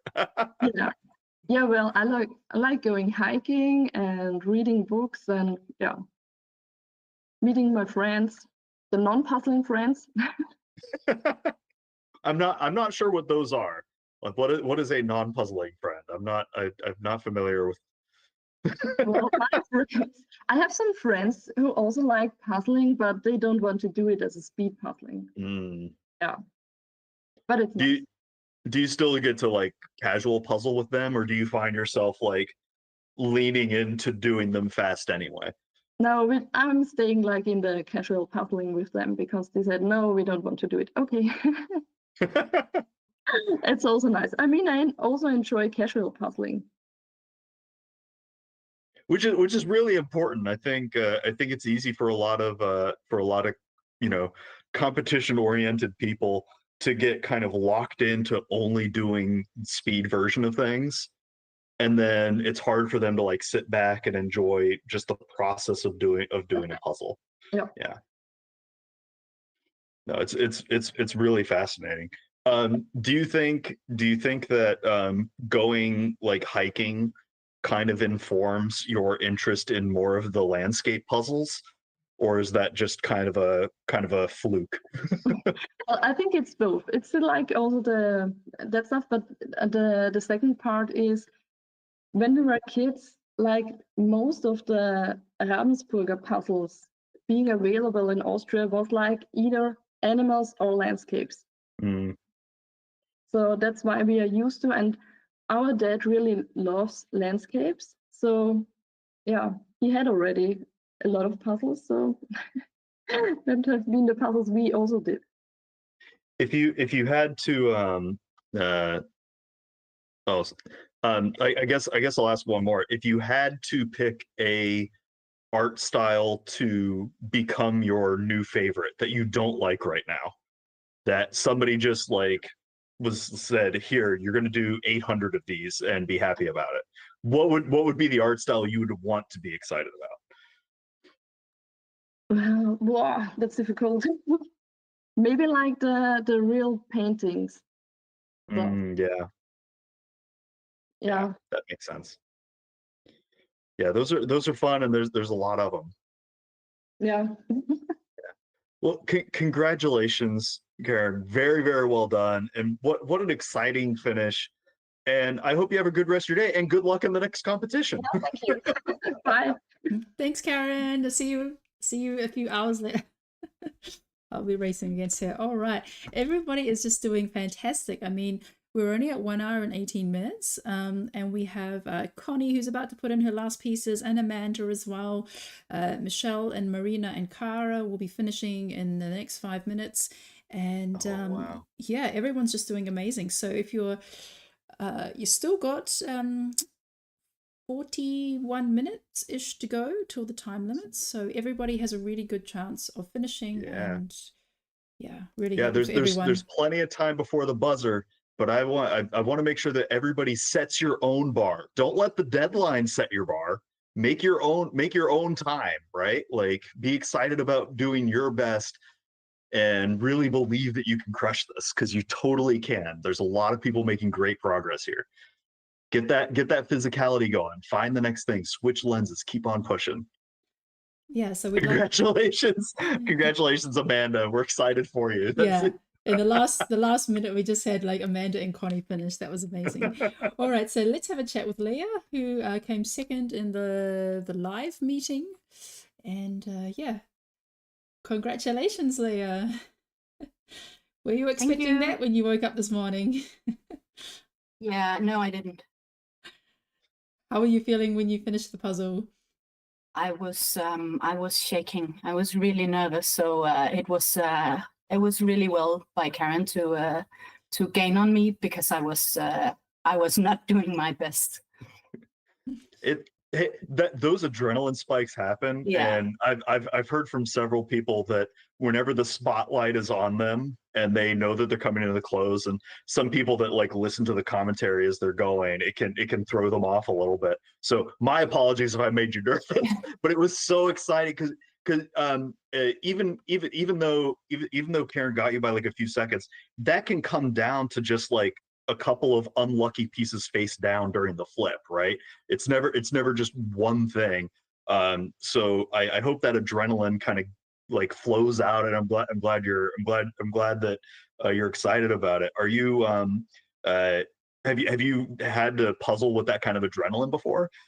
Not this much, no. I am generally a big fan of Eeboo puzzles, so whenever I get one, I'm very excited. And this one I've actually done before. So when I saw it, I was really excited because it's one of my favorites. When I started speed puzzling 10 months ago, I didn't own any puzzle. I owned like 3 puzzles, and this was one of them. So I've done it a couple of times before. So when I saw it, I was very excited, and like the adrenaline started going already when I saw it. So it was a long minutes of adrenaline there. Yeah. I totally get it. So you got adrenalized both at the start and the end because you were so excited. Yes, exactly. That's so fascinating. How did this one compare to some of your other times where you've tried to do it? This is the best time I've done by far. Congrats! Yes, that's amazing. Yeah. It's been 3 months since I did it the last time, because we're coming up on the Danish Nationals in 2 weeks. So I'm doing Ravensburger mostly now. I was catching that, yeah. That's really exciting. Well, congrats on the PR. Have a break of the Ravensburgers, and then with this, I love this image as well. It's down my alley. It's exactly the type of artwork I like, and I really love the theme of the image as well. I love the going together, being together as women, and celebrating the moon and stuff like that. Yeah, that's really lovely. I've had a lot of people talk about like the overall, do they like paintbrushes or graphic, that kind of thing, or like some more general theming of like a landscape or that kind of thing. It's really cool that you're seeing the theming in terms of what it means to you. Do you do that with a lot of other puzzles? If there's something that speaks to me, then I do. But I think a lot of other puzzles don't have this celebrating anything. So I know some of the Eeboos, they celebrate females in general, or women, and when they do that, I very much like that. They have the women to look after. I think 1,000 piece. I had the 100 piece version of that one. Oh, lovely. Yeah. Yeah, that's a really cool one. If people are in the on the or on the YouTube, make sure to check that out. It's really cool. Oh, ran to grab it. Yeah, there it is. Yeah, no, it's really cool. Yeah, I'm a huge fan of it. Absolutely. Well, tell me a little bit about how you approach this. Did you approach this differently this time from when you've done it in the past? I kind of did the same as I usually do, but I did have a lot of connected pieces from the beginning. And because I had those, I tried to place them where they were supposed to go. It is difficult with the Eeboo, especially the round ones, because they have larger pieces. So you need larger puzzle space. So you can't just, from the beginning, you can't just place everything where you wanted to. Had it been smaller pieces, I could have done better with my space management. But that's one of the things that's how you do it with the Eeboos. You have to thrive with the chaos. Yeah, I love that phrase, thrive with the chaos, especially whenever the structure of the puzzle is a little wonky. Do you you said you just started speed puzzling like 10 months ago, right? Yeah.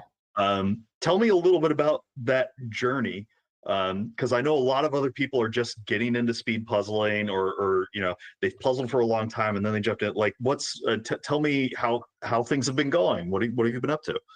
Well, I think I followed Karen Puzzles on Instagram, not because I was into speed puzzling, but because she did funny videos, and I am actually one of the people who didn't puzzle as a child. So I was an adult when I started puzzling, and I did maybe one puzzle a year because I had friends who did it, and then it was social puzzling, it was slow puzzling. And so when I stumbled upon Karen Puzzles on Instagram, I started following her, and then I think because I followed her, then last year when we had the first Danish nationals, the Danish association, Dansk Puslespilsforening, I saw one of the commercials for the Danish nationals, and I was like, that sounds funny. Let's check it out. And I went to one of their meetups, and I was like, this is cool. I found my pairs partner at the first meetup I went to. It was the 5th of May, I think, 5th or 6th. Yeah. Yeah. And then you just kept doing it from there. Yeah. I started buying some Ravensburgers, and I didn't do well the first couple of times. I mean, I did under 2 hours, and my goal after having speed puzzled for 1 month, we had the Danish national, and my goal was to finish in under 2 hours, and I didn't. But I mean, that was fine. We did well in pairs, and we did well in teams, and one of our team partners, we just met 15 minutes before we found her online, and the other was my next door neighbor.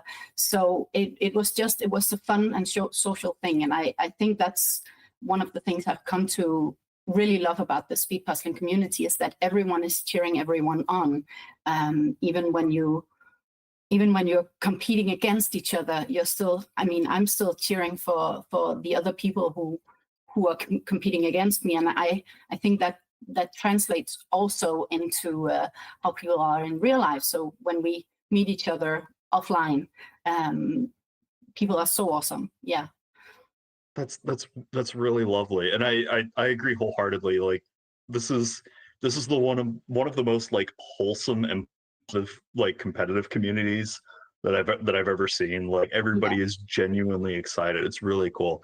And I just took a look at the Denmark puzzles that you guys were doing. Those are hard puzzles. They Yeah. hit you with the Demelsa out the gate, and you weren't scared off by that. That is amazing. Those Demelsas are tough. Yeah. I mean, So- I think all Danes were like traumatized by those for a while. I think it took me more than half a year before I was even able to pull it down from the shelf to do it again, because it was horrible. Yeah. Yeah, everybody has that first puzzle that truly humbles them and makes them question their sanity. So yeah. I will say, compared to the last year's Finnish nationals, it's not the panda. So yeah. take the wins where you can. Yeah. Oh man, no, that's really cool. So now that you've like really been puzzling for just such a short amount of time, and clearly made such great progress without like years and years of experience, do you have any kind of like goals or hopes for your puzzling future that you want to hit? I mean, I hope I keep on loving it as much as I'm doing right now, because I've done so much puzzling in the last year. I could be a bit afraid that I will burn out on it. So I'm also, I mean, I'm trying to pace myself, but especially with the EJJs, for instance, I've done a lot of EJJs the last couple of weeks, because I've been able to get the nerves under wraps before the Danish nationals. But I think I will try to enjoy my summer a bit and do some more slow puzzling, because that's also really enjoyable, and try to hit some puzzling goals that are not speed puzzling goals. I just started my first 3,000 piece. So I think I'll try some of those things as well. Yeah. That's really exciting. And I really like how you're trying to plan for avoiding burnout rather than reacting to burnout. A lot of people don't do that, where they just sort of go full tilt until they feel it being a problem. And I think being proactive against that is a really, really great choice. So keep doing that. What's the 3,000 piece puzzle that you're excited to do?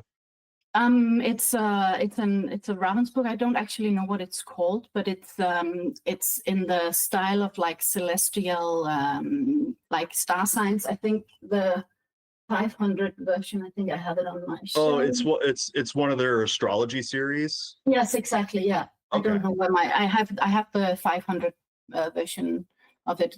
It was the one that was in the Swedish nationals last week, or the Okay. Yeah. So when I saw, I found it thrifted.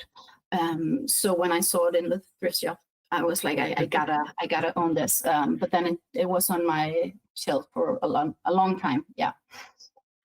Well, I'm glad you're going to be able to get it off the shelf and onto a table somewhere. Which is, do you run into the thing of having more puzzles in your to-do pile than in your have-done pile? I mean, no, because I've done a lot of puzzles. I generally have difficulties not doing puzzles when I get them. There are some exceptions. I have some very difficult puzzles on my shelves that I've had for months. For a little while, yeah. I never get around to doing them. But then otherwise I try to do them as quickly as I get them. Yeah. That makes sense. Tell me, I'm sure a lot of people are wondering, what does your puzzle practice training look like? Because people that have been doing it for a while, they have a lot of experience with knowing what images are or cuts on certain brands, and they're pretty comfortable with that. For somebody that's relatively new to the sport, what is your process like that's getting you these times this quickly? I do a lot of practice. I do at least one puzzle a day. Okay. It's been a very long time since I didn't do one puzzle a day. And then I try, I mean, there are so many great resources out there and so many knowledgeable people who are sharing their process and their best speed puzzling tips. And I watch their videos and I try to train, and then I try to narrow down one thing that I need to train, and then I train that a lot. And then when I feel comfortable with it, I will stop training that specific thing, and then I will go back in a month, for instance. So in January, I was doing a lot of buildings because I realized I wasn't doing well with building. So I did all of the Ravensburger's buildings that I could get my hands on, and Clementoni and Shaipazzi, stuff like that. Whenever I got a building, I would put it in my to-do pile, and then I would just see how my times were. And it's been a couple of months, and then 2 days ago I did a building puzzle again, and I was doing much better. So even if I don't, I try to keep up after I've locked down a skill. Yeah. Mm-hmm. No, it's that's a really smart way to go about it. A lot of puzzlers try to train everything at once, and that can sometimes lead to a case where they're bouncing around so much that the skill isn't really solidifying, and so they have to kind of keep relearning it. I think that's a really cool method where you're making sure that something's as close to solid as it can, and then you can do touch-ups later, which is really great. I mean, I did the other thing as well a lot, like just doing any puzzle I could get my hands on. But that was it was difficult. Yeah. I didn't feel like I had the same progress that I had when I tried to. So sort of zoomed in a little bit. Yeah. That's really great. Do you do like skills practices or more practices on images that you think that you need some work on? I mean, I think I mostly do images because I feel like it's for me it's very difficult to analyze pictures, for instance. So I know I have difficulties with buildings, but I can't tell you why it's difficult for me.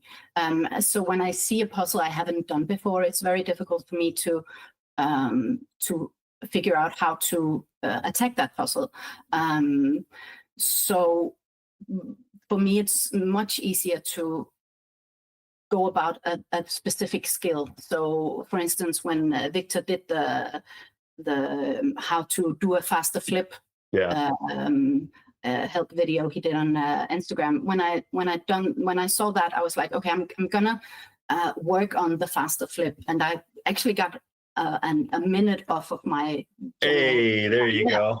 So that was really awesome. And then after having done that for a very long time, I was able to realize that his technique didn't work like perfectly for me. So I was able to find my own technique, which is sort of a mix between the thing he did and the thing I was doing before seeing his video.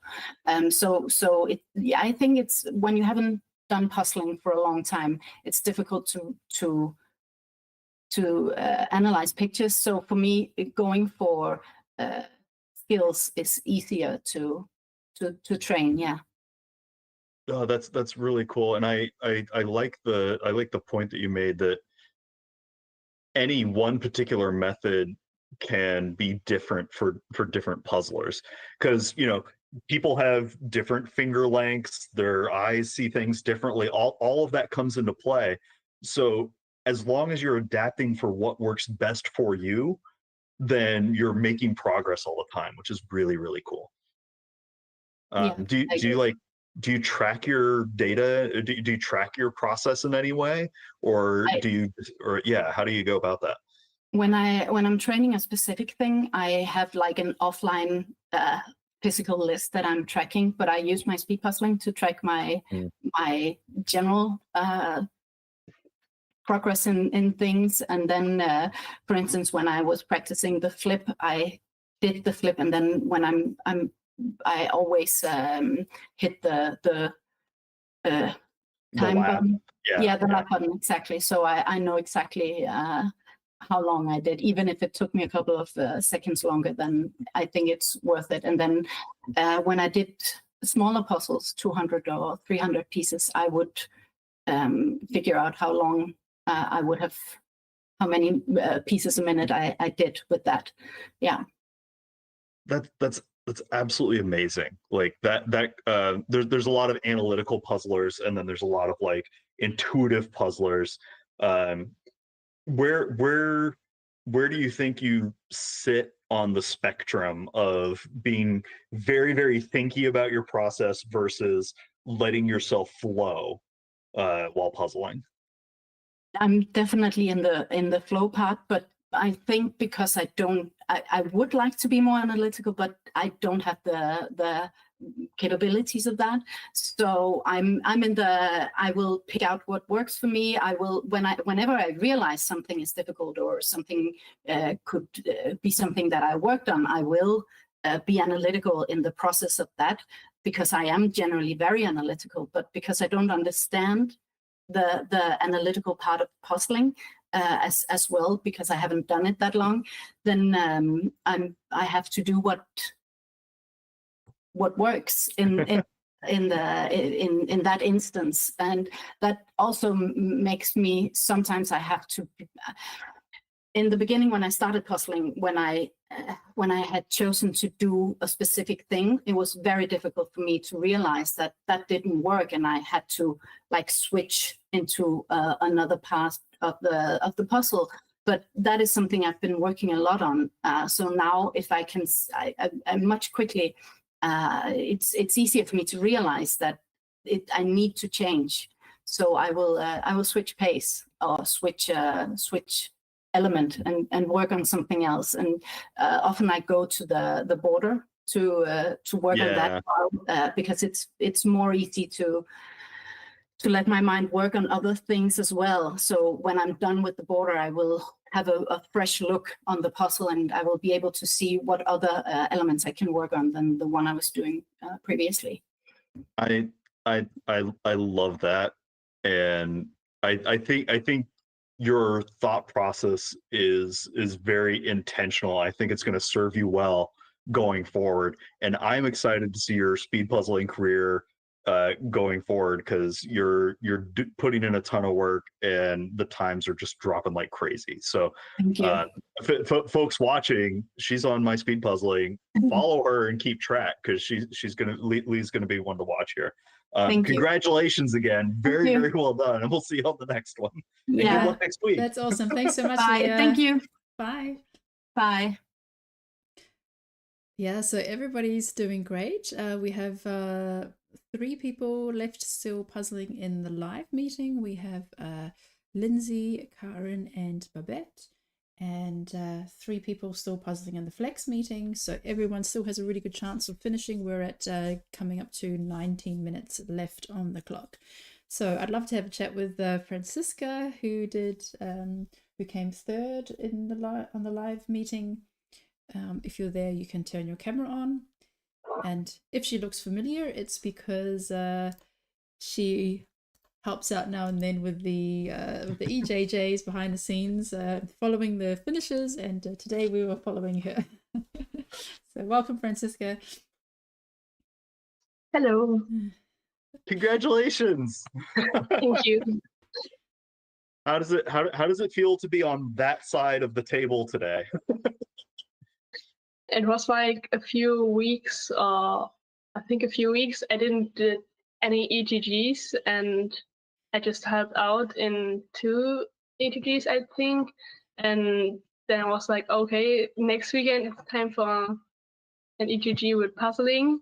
And I was really nervous because I knew the fast puzzlers aren't there. And then I was like, okay, I would like to do it in an hour. I think Francisca might have frozen there for a second, but for what it's worth, as we wait for the freeze to unlock, Francisca definitely crushed the hour mark. Michelle, we can check what Francisca's time was there. Yes, so it was Let me scroll up to the top. We've had so many finishes there. Scrolling, Oh, yeah, scrolling, yeah. scrolling. So according to the timestamp, it was 55 minutes, but we started 5 minutes late. So about the 50-minute mark. Mhm. Yeah, Francisca, That's there the camera has frozen. Yeah, maybe she needs to log in and out again. But yeah, let's check out what's happening on the screen. Lindsay is doing really well. Probably about 20 pieces left, just working on that bottom left-hand corner. Yeah, so what's left for her? Under the lantern, there's a bunch of mushrooms and toadstools. So she's just placing those pieces. And then, yeah, just a couple of gaps in the grass where there are various flowers. And yeah, they've even got crystal shapes in the grass. But looking really yeah, good. those red lines in there. Yeah, it's excellent. Babette's making excellent progress. You can see that Babette looks like they're mostly down to the leftover green mark. Hi, Babette. Nice seeing you. All right, now get back to puzzling. You can save the waving for a little later. Doing a really, really excellent job. Most of those green pieces are left. And this is where, even though people have been puzzling for a while, I always encourage them, hey, if you take 2 seconds to study the image and pick a target, just find a thing and go, let me zoom in here for a second and get a group of 3 or 4 pieces and then sink them in. That can get you a little bit of momentum coming back, especially whenever you've been going for a while and start losing steam. But Lindsay is coming into the close. Come on, you can do it. Get those last couple of pieces in. You can see, dropped a piece to rotate it, pick it back up, put it in, using the left hand to feed into the right hand. I'm giving you the full treatment here, Lindsay. Has both hands, gets left in, drops it to rotate it. Really, you'll see that in a lot of speed puzzlers. They'll use that to try to get it around quick. Gets that right hand in, rotates it, sinks that blue one. One more going in. I think there's only one more piece on the other end that she has to grab. Oh no, there's another one hidden in her hand. She's got 2 left. That one goes right in, rotates it, sinks the green. Where's it going to be? Got to find it, hits it, goes for the done button. Congratulations, Whoa! Lindsay! Well done, Lindsay. Yeah, so Lindsay participated in another competition and she didn't manage to finish. So at 2 hours, she had to count. So this is really, really pleased for her that she made it. And with 15 minutes to spare. Well done, Lindsay. Congratulations. Absolutely phenomenal job, Lindsay. Do we want to do we want to say hi to Lindsay for a minute while we wait for Francisco to pop back in? Lindsay, would you like to chat for a minute?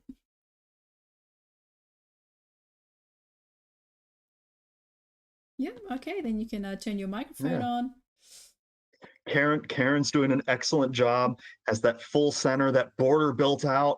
I know there's a lot of that blue and green that can be a little discombobulating, but we believe in you, Karen. For the next 15 minutes, I want you to puzzle as fast as you can. Get some pieces in. We're all rooting for you.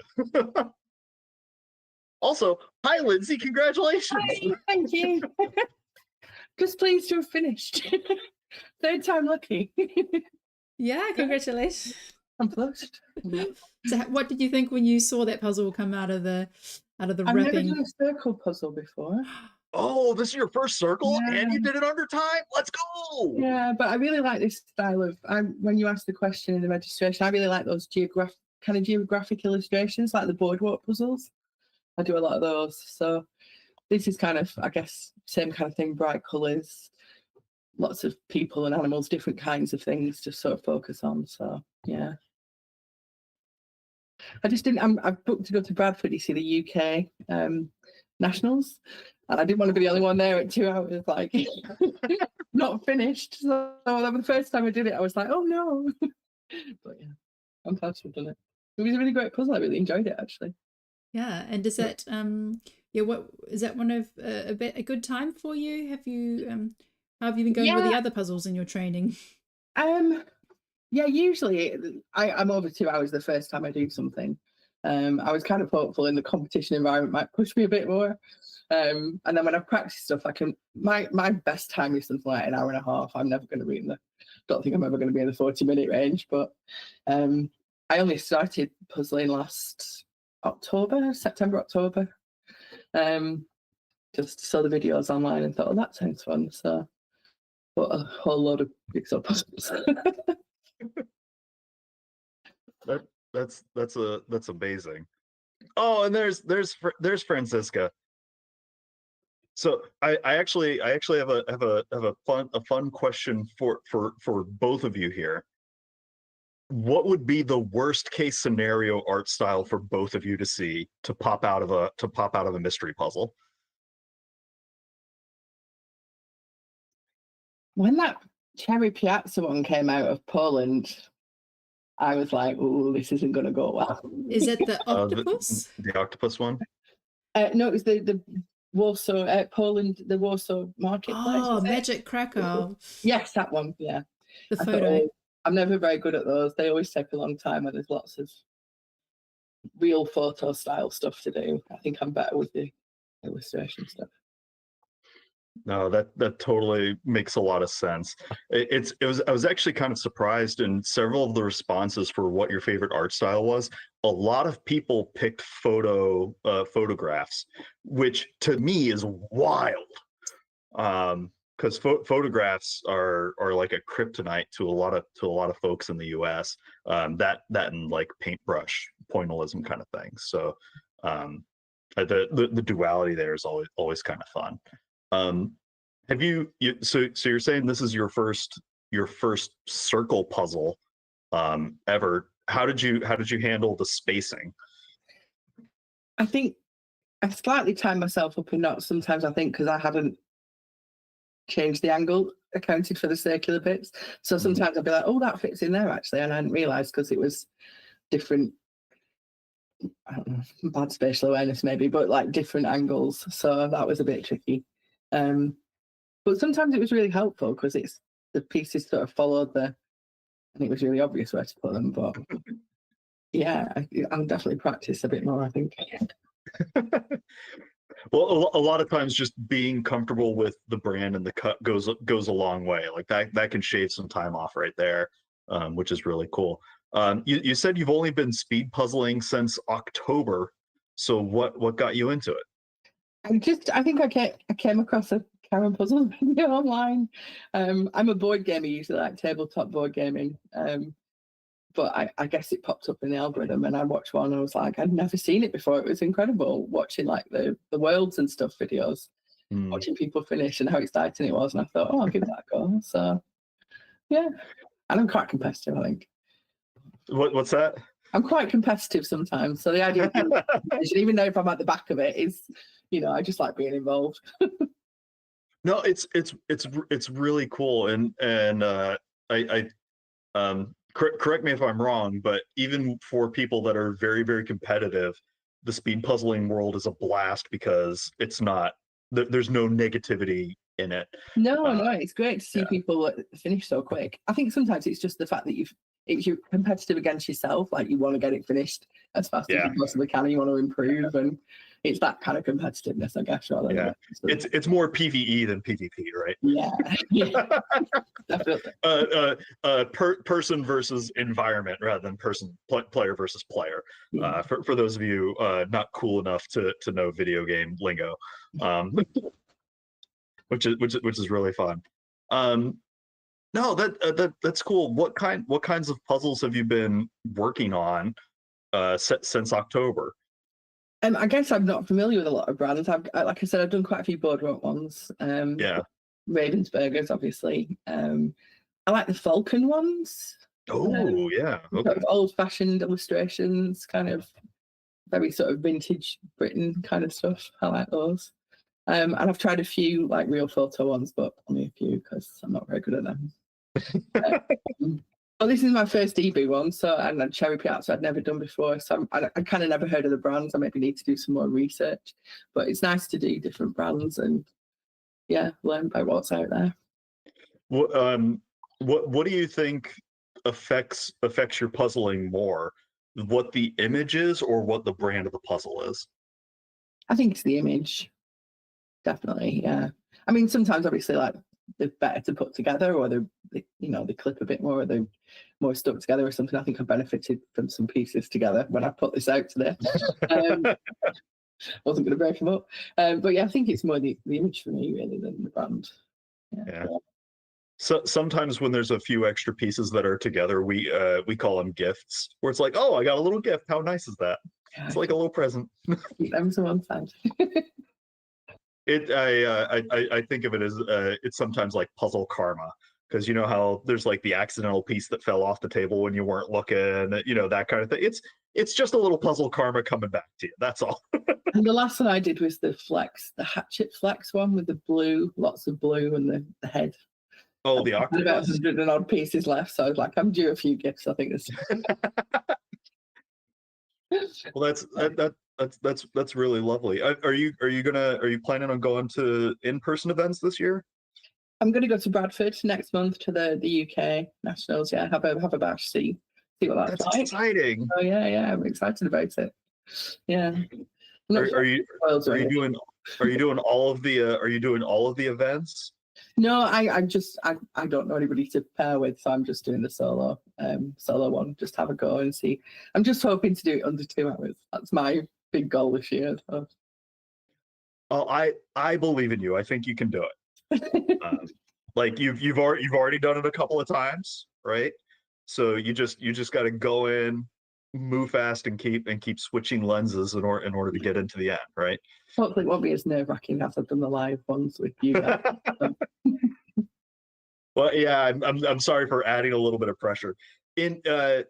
How do you think an in-person event might be different or similar from like an online event? Well, I mean, I'm sitting in a very quiet room here, and obviously I'm listening to you guys, but I think there's sort of the noise of I've always heard noise on the world one, so I guess that might be a bit, just try and zone that out a little bit. The temptation to look at other people and see how far they're getting along as well. Like I sometimes look at the live stream, but I think that was what put me off the first time. I was looking and seeing how people were doing. So I always look at when somebody finishes first, but yeah, I think I've just got to focus on the table. Zoom, yeah. Focus on you, not anybody else. I like to tell people that unless you're gonna like go over and flip another competitor's puzzle table, you can't really affect how anybody else is gonna do. So the more you focus on you, the easier life goes for you. which is really funny. I know that you want to hit under 2 hours. What is the best case scenario art style for you that could pop out at the UK event next week or next month? Something like this, I think. Lots of bright colours with like differentiation between them, and being able to do, like you were saying when we started, people focusing on dresses or animals first, or having sort of something to focus on to start off, and maybe not like my downfall in the Magic Krakow one, I think was it called, was that blue sky. That would be my nightmare. So nothing like that pops out of the box. But well, if anybody from the UK JPA is listening, help Lindsay out a little bit. I know all the logistics have already been set and in motion for a while, but you know, take that as you will, and maybe if you can tweak one of the things. Oh, Michelle, you're on mute there. Take the photo puzzles and put them in the pairs, and the one that Lindsay is not participating in, and I'll go watch and put the nice illustration in the solo round. Yeah. Yeah, you know, just help out a little bit. It'll be fine. Yeah, but that's quite exciting for the UK, because that'll be the first time that they have a nationals using 500-piece puzzles and using Ravensburger, because previously the biggest event in the UK was with a Gibson's 1000-piece puzzle, and basically everyone was doing that puzzle, but mixed. So some were doing it as individuals, others were doing it pairs, some as 3s, some as 4s, and it was a very different experience as opposed to everyone's doing a 500-piece puzzle. And because I think 1000 is pretty overwhelming for most people for the first time, so most people would kind of pair up or do it in teams. So yeah, well, we hope you meet some nice people there, Lindsay, and have a really great time, and hopefully come back for some pairs in the future. Yeah, thank you. All right, thanks, Lindsay. Bye. Congrats, Lindsay. All right, so we have Karen and Babette still going. So really hope that you can put in a few more pieces in the next 2.5 minutes. I believe in you, Babette. I believe in you, Karen. You can do it. Get that last burst of speed. Yeah, and in the meantime, we'll hopefully Francisca's connection is working again. If Francisca can put your camera on, or if the camera's not working, you can also just turn your mic on, and we can try it like that. Maybe the camera is just making the connection too shaky. Karen has made a full line across from left to right and top to bottom, that sky to cat line, the full circumference, and just has fill in left to do, which is going to be totally possible, not necessarily within the 2-hour time, but it's going to be a great puzzle to finish up. Babette, keep on moving, get that physicality going. I know some of that tree line is good to see, and you can see that Babette has a couple of pieces floating that are the tree, below where it's going to fill out. So that way, once more of those pieces show up, she can finish the rest of that line, which is really, really smart puzzling. It's very close to that Dead Reckoning pick and place method, which is excellent. So off to a good clip here as we round up to about the last minute or so of this 50-minute plus EJJ. Really exciting to see so many people do really well. Again, for those of you at home, this kind of puzzle, even though a lot of people are doing it very, very quickly, this is still not easy, right? Even though it's an easier puzzle for speed puzzlers, that doesn't mean that it's easy. It's sort of it's similar to watching the Olympics. There's people that are very, very good at the thing, but that doesn't necessarily mean that what they're doing is easy by any stretch of the imagination. All right, we're just going to do... Oh, we got 30 seconds left on the clock. This is the 30-second warning. Take a deep breath and then go, go, go. But Karen's done great. She's managed to complete the whole border as well and really anchor in those sections. And even though Babette has some pieces floating, if there are 3 pieces of more, they will count. All right, 3, 2, 1, stop. Well done, Karen and Babette. Congratulations. Very, very well done. Yeah, so anything that's 3 pieces or more counts as assembled. So if you have some singles or 2 pieces, you can start to count those. And while you're counting, let's try one more time with Francisca. So can you hear me now? Yes. Yeah, there you are. So now I'm on the other computer, and I hope it works. Well, it seems to be working right now. So how does it feel to come in third on the live run? I was so impressed when I was like, oh, there aren't so many finishers. Yeah. Did you get an adrenaline spike as you started coming into the a couple handfuls of pieces? Yeah. Or were you cool as a cucumber? The last 10 minutes or 5 minutes, I was like, okay, I'm at 45 minutes. I can do it under 55 minutes or 50 minutes. And then I was like, okay, let's go more speedy. And then, yeah. Oh, I totally get it. Is this the kind of art style that you gravitate towards, or is this tell me a little bit about that. It wasn't my favorite art style, but I like the round puzzles, and I prefer art styles, gradients and clearly sections. But this was also a nice one, because there were so many colors, and I started with the dresses, and it was so colorful, and then it was easy to sort. That's really cool. Did you find yourself bouncing around a lot, or more flowing from one side to the other, from one target to the next? I was like bouncing from one part to the next part, because I was like doing the dresses, and then I was like, oh, there's a snake, there's a cat, and I was doing the small parts, and then I was looking, oh, where's this on a picture, and then at the end all assembled together.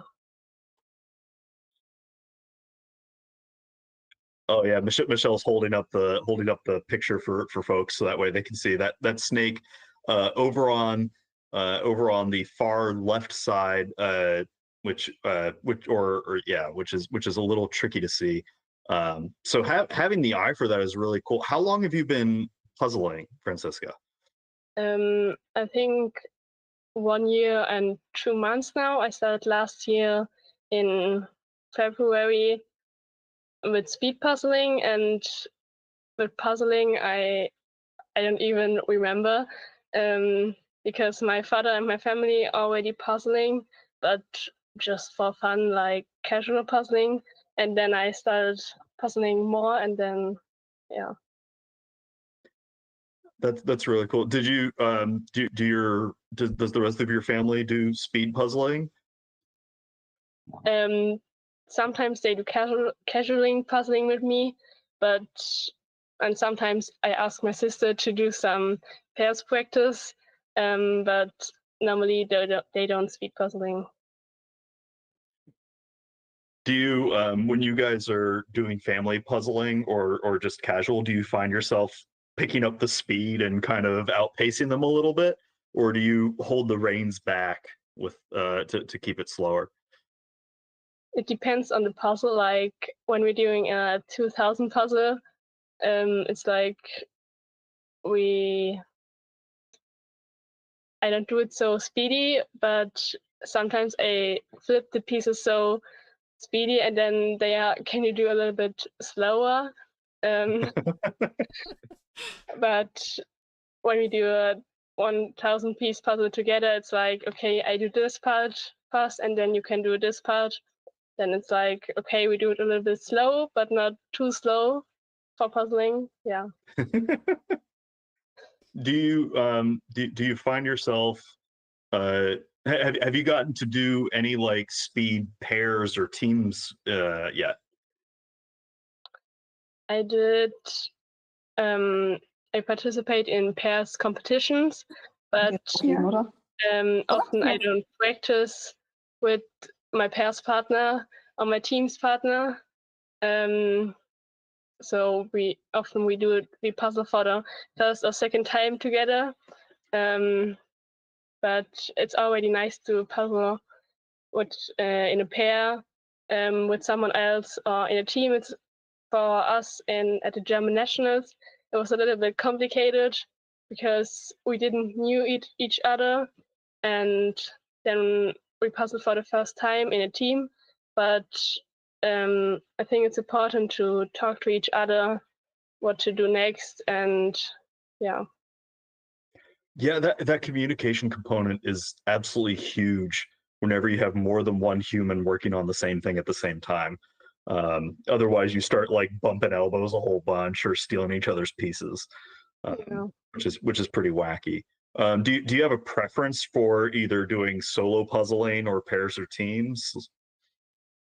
I prefer solo puzzling, but my favorite is pairs puzzling, because you don't win or lose alone. You can do your best in a pairs, and then you can do your best with another person, and you can be happy together. Like, it's always nice to do it in a pair, or also in a team. To share that accountability, but also the success. That's really lovely. Do you think that the style of the puzzle has a big impact depending on if it's a individual or a pairs puzzle? Like, if would this art style be harder for pairs or teams, or about the same difficulty? I think for pairs it's okay, this puzzle, but in teams it's a little bit complicated. Tell me a little more about that. Because I think when you do it in a team, it's like you need to communicate the clear sections, because it's a little bit busy with the small parts like the animals. And I think when you do it alone in a solo competition, you can do it all on your own. You can choose okay, I will do this part and then I jump to the next part. And in pairs, you need to separate the areas to do next. Do you talk to yourself a lot while you're puzzling? Not that much. I hear music, fast music while puzzling, and sometimes I'm like, okay, I will do this next. But then I try to be concentrated. Okay, I'm always excited because music selection while puzzling is always a hot topic. What sort of tunes do you listen to? I know you're saying fast, but are we talking like EDM? Are we talking like old like swing big band fast? What kind of stuff are you into? This is like, it's like a playlist with my favorite songs, but in a fast version, to do the pieces more speedy. And I have songs I only hear for speed puzzling, because they are like, they motivate me to jump to the next area to do the next piece. And yeah. Do you do you think you would have a different playlist depending on what the art of the puzzle is? Like if a pointillistic paintbrush landscape came out, would you pick a different playlist versus one that is like a manga graphic cartoon art? I don't know it exactly because I didn't try it. With another playlist, I have two playlists, but one playlist is more longer, like I think 1 hour and 40 or 50 minutes, and one is, I think, a little bit less than 1 hour, and they have different songs. And I think for different puzzle, I would do it with the same playlist, because it's always motivating. And then I think the art style is not so important for the music in the background. No, that makes that makes total sense. All right, I'm gonna really bake your noodle here. Okay, this is like the hard question. This is the debate question in all of puzzle world. Edges first, yes or no? It depends. Like, Okay, that was good. this time I didn't start with the edges. I did them in the middle, I think, or closely to the end. When I have a small structure, but when I do a Ravensburger, which one is so busy, or it's a landscape, and I think, okay, I need to do the edges to have the edge where I can fill in all the small sections or the pieces. Then it's easier to start with the edge, but it's always, before I start with the puzzle, I flip the pieces, and then I'm like, okay, I don't sort the edges, or I start with the edges. And yeah. Gotcha. Have you done these like Eeboo, a lot of these Eeboo circles before, or even this one? I didn't did any of the Eeboo puzzles. I only did a lot of Ravensburger round puzzles, the circle of colors, and I saw it and I was like, okay, it's a round puzzle, but I was so confused with the cut of the pieces, because I never did did it with the pieces. But now it's nice to have the Eeboo puzzle, and now I know the piece cut, and yeah. Yeah, so for those who don't know, the circle of colors has like a middle piece with like 3 knobs sticking out, and then you have 4 pieces that kind of fit in around it. And this one is different. It's like the center piece is actually cut into 4 pieces, so you don't have like a middle piece, you have 4 middle pieces, and so the structure is a bit different. And also with Eeboo, not every piece has connects to the next one. You have some pieces that have kind of like a wavy line, and they kind of just sit next to each other, and they might even be slanted, they might not even be perfectly aligned, and that means like if you're building and you have it like this and you accidentally bump it, that then they can kind of separate. So Eeboo does have additional challenges, or a bit more different getting used to compared to a circle of colors. The fact that you were able to catch on to a weird piece cut that quickly and still put up that time, that kind of time is phenomenal. How does it feel to do really well on a brand that you're not familiar with? It was the puzzle, like the round puzzles were familiar to me. And I was thinking, okay, it can't be a Ravensburger. Maybe it's a Eeboo or another friend I didn't knew already. And I saw it and I was like, okay, I did anything of them. And for me, it was so nice to try a new friend for the first time. And yeah. That's really great. All right. Well, I know we need to wrap things up a little bit, but tell us what's going on in your life. What are you excited about next? I think in the next time I try always to do 1 puzzle a day, but some days I do 2 puzzles, and some days for a week I don't do any puzzles. And in the upcoming weeks, I won't do so many puzzles, 1 a day, because I need to do a lot for school.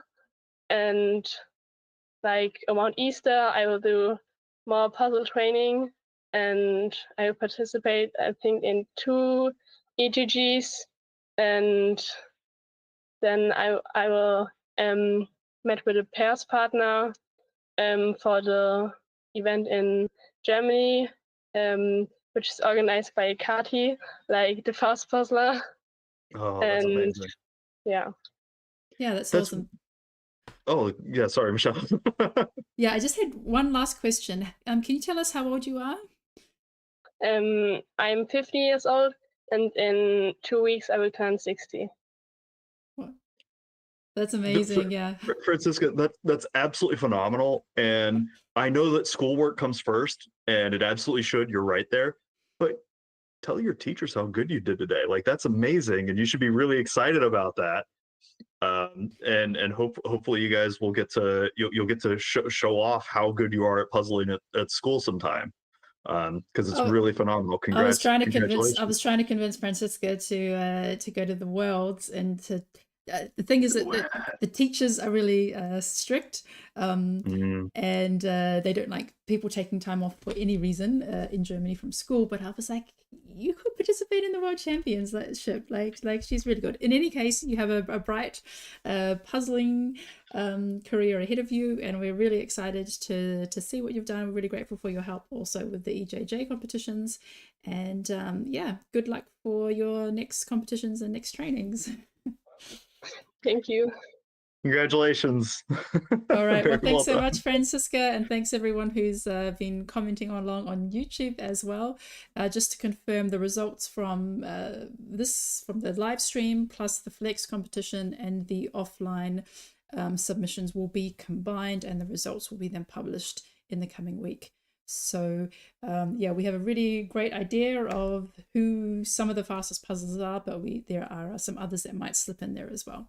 So thanks, Jim, for your great interviewing skills today and commentary, and yeah, see you at the next one. Yeah, thanks for having me along, and we'll see you around. All right, bye, thanks. everybody. Bye.